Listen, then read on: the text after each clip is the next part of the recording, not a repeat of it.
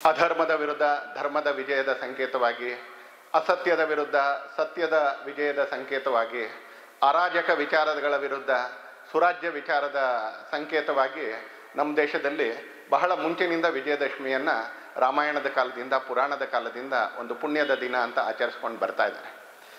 ಪೂಜನೀಯ Keshava Baliram Hedgewar, ಪೂಜನೀಯ doctor G ಅವರು ಸಹ ತಾನು ಮಾಡಬೇಕು ಅಂತ ಹೊರಟಿದ್ದಂಥ ಕಾಲಜಯಿ, ಕಾಲದ ಎಲ್ಲ ಸಮಸ್ಯೆಗಳನ್ನ, ತತ್ಕಾಲದ ಎಲ್ಲ ಸಮಸ್ಯೆಗಳನ್ನ ಜಯಿಸುವಂತಹ ಒಂದು ಸಂಘಟನೆಯನ್ನೇನು ಪ್ರಾರಂಭ ಮಾಡಬೇಕು ಅಂತ ಹೊರಟಿದ್ರೋ ಅವರು ಕೂಡ ಆಯ್ಕೆ ಮಾಡಿಕೊಂಡಿದ್ದು ಅದೇ ವಿಜಯದಶಮಿ ದಿನವನ್ನು.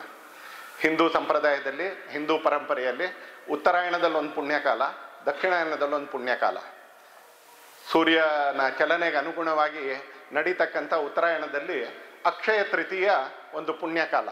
ಆ ಅಕ್ಷಯ ತೃತೀಯದ ದಿನ ಯಾವುದೇ ಮುಹೂರ್ತ ನೋಡೋ ಅವಶ್ಯಕತೆ ಇಲ್ಲ ಅಂತ ಹಿಂದೂ ಸಂಸ್ಕೃತಿ ಹೇಳುತ್ತೆ, ಹಿಂದೂ ಪರಂಪರೆ ಹೇಳುತ್ತೆ.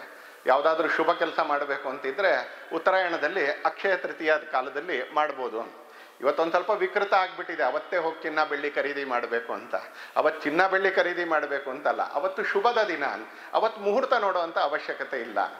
ಹಾಗೆ ದಕ್ಷಿಣಾಯನದಲ್ಲಿ ಜುಲೈಯಿಂದ ಅಕ್ಟೋಬರ್ವರೆಗೆ, ಕರ್ಕಾಟಕ ಸಂಕ್ರಮಣದಿಂದ ಮಕರ ಸಂಕ್ರಮಣದವರೆಗೆ ಏನು ದಕ್ಷಿಣಾಯನ ಪುಣ್ಯಕಾಲ ಇದೆಯೋ ಆ ದಕ್ಷಿಣಾಯನದಲ್ಲಿ ಅದೇ ರೀತಿ ವಿಜಯದಶಮಿ. ರಾವಣನ ಸಂಹಾರ ಮಾಡಿ ಅಧರ್ಮದ ವಿರುದ್ಧ ಧರ್ಮವನ್ನು ಸ್ಥಾಪನೆ ಮಾಡಿದಂಥ ಸಂದರ್ಭದಲ್ಲಿ ಪಾಂಡವರು ತಮ್ಮ ವನವಾಸವನ್ನು ಮುಗಿಸಿ ಸೀಮೋಲ್ಲಂಘನಕ್ಕೋಸ್ಕರ ಬನ್ನಿ ವೃಕ್ಷದಲ್ಲಿ ಅಡಗಿಸಿದ್ದಂಥ ಶಸ್ತ್ರಾಸ್ತ್ರಗಳನ್ನ ಮತ್ತೆ ತೆಗೆದು ಅವರು ತಮ್ಮ ವಿಜಯದ ಯಾತ್ರೆಯನ್ನು ಆರಂಭ ಮಾಡಿದಂಥ ಸಂದರ್ಭದಲ್ಲಿ ಈ ರೀತಿಯ ಅನೇಕ ವಿಷಯಗಳಿಗೆ ಸಂಕೇತವಾಗಿ ದಕ್ಷಿಣಾಯನದಲ್ಲಿ ಅಶ್ವಯುಜ ಶುದ್ಧ ದಶಮಿ ಅಂದರೆ ವಿಜಯದಶಮಿ ದಿನ, ಅದನ್ನು ಅಶ್ವಯುಜ ಶುದ್ಧ ದಶಮಿ ಅಂತ ಗುರುತು ಹಿಡಿಯೋದಕ್ಕಿಂತ ಜಾಸ್ತಿ ವಿಜಯದಶಮಿ ಅಂತಲೇ ಗುರುತು ಹಿಡಿತಕ್ಕಂಥದ್ದು ಜಾಸ್ತಿ. ಯಾಕೆಂದರೆ ಅವತ್ತು ಯಾವ ಕೆಲಸ ತಗೊಳ್ತೀವೋ ಅದೆಲ್ಲ ಜಯದ ಕಡೆಗೆ, ವಿಜಯದ ಕಡೆಗೆ ಹೋಗುತ್ತೆ ಅಂತಕ್ಕಂಥದ್ದು ಹಿಂದೂ ಸಂಸ್ಕೃತಿಯ ಈ ಮಣ್ಣಿನಲ್ಲಿ ಹರಿದಿರ್ತಕ್ಕಂಥ ಎಲ್ಲ ಕವಲುಗಳ ಒಂದು ನಂಬಿಕೆ. ಪೂಜನೀಯ ಡಾಕ್ಟರ್ ಜಿ ಅವರು ಕೂಡ ತಾನು ಯಾವ ಕೆಲಸವನ್ನು ಮಾಡಬೇಕು ಅಂತ ಹೊರಟಿದ್ರೋ ಅದನ್ನು 100 ವರ್ಷದ ಕೆಳಗೆ 1925ನೇ ಇಸ್ವಿಯ ವಿಜಯದಶಮಿ ದಿನ ಕೆಲವು ವ್ಯಕ್ತಿಗಳ ಜೊತೆ ಸೇರಿ ಅವರು ಆರಂಭ ಮಾಡ್ತಾರೆ. ಸೆಪ್ಟೆಂಬರ್ ತಿಂಗಳು 27 ದಿನಾಂಕದ ಪ್ರಕಾರ ಹೇಳಬೇಕು ಅಂತ ಹೇಳಿದ್ರೆ, ಆದರೆ ನಾವು ಸಂಪ್ರದಾಯದ ಪ್ರಕಾರ, ಪಂಚಾಂಗದ ಪ್ರಕಾರ ವಿಜಯದಶಮಿ ಅಂತ ಇಟ್ಕೊಳ್ತೀವಿ. ಅಂದರೆ 100 ವರ್ಷದ ಕೆಳಗೆ ಇವತ್ತಿನ ದಿನ ತಾನು ಮಾಡಬೇಕು ಅಂತ ಹೊರಟಿದ್ದಂಥ ಹಿಂದೂ ಸಂಘಟನೆಯ ಕೆಲಸವನ್ನು ಪೂಜನೀಯ ಡಾಕ್ಟರ್ ಜಿ ಅವರು ನಾಗ್ಪುರದಲ್ಲಿ ಆರಂಭ ಮಾಡ್ತಾರೆ. ಸಂಘದ ಪ್ರವಾಹಕ್ಕೆ, ಸಂಘದ ಸ್ರೋತಕ್ಕೆ, ಸಂಘದ ಯಾತ್ರೆಗೆ, ಈ ವಿಜಯ ಯಾತ್ರೆಗೆ ಇವತ್ತು 100 ವರ್ಷ ತುಂಬಿ 101ನೇ ವರ್ಷಕ್ಕೆ ನಾವೆಲ್ಲರೂ ಕೂಡ ಕಾಲಿಟ್ಟಿದ್ದೀವಿ ಅಂತಾನೆ. ಅಂಥ ಸಂದರ್ಭದಲ್ಲಿ ದೇಶದ ಎಲ್ಲ ಕ್ಷೇತ್ರಗಳಲ್ಲಿ, ದೇಶದ ಎಲ್ಲ ಪ್ರದೇಶಗಳಲ್ಲಿ ಈ ರೀತಿ ಸ್ವಯಂ ಸೇವಕರು ವಿಜಯದಶಮಿ ಉತ್ಸವವನ್ನು ಬಹುದೊಡ್ಡ ಪ್ರಮಾಣದಲ್ಲಿ ಆಚರಣೆಗೋಸ್ಕರ ಸೇರ್ತಾ ಇದ್ದಾರೆ. ಇವತ್ತು ನಾವು ಕೂಡ ಸೇರ್ತಾ ಇದ್ದೀವಿ ಅನ್ಸರಿ.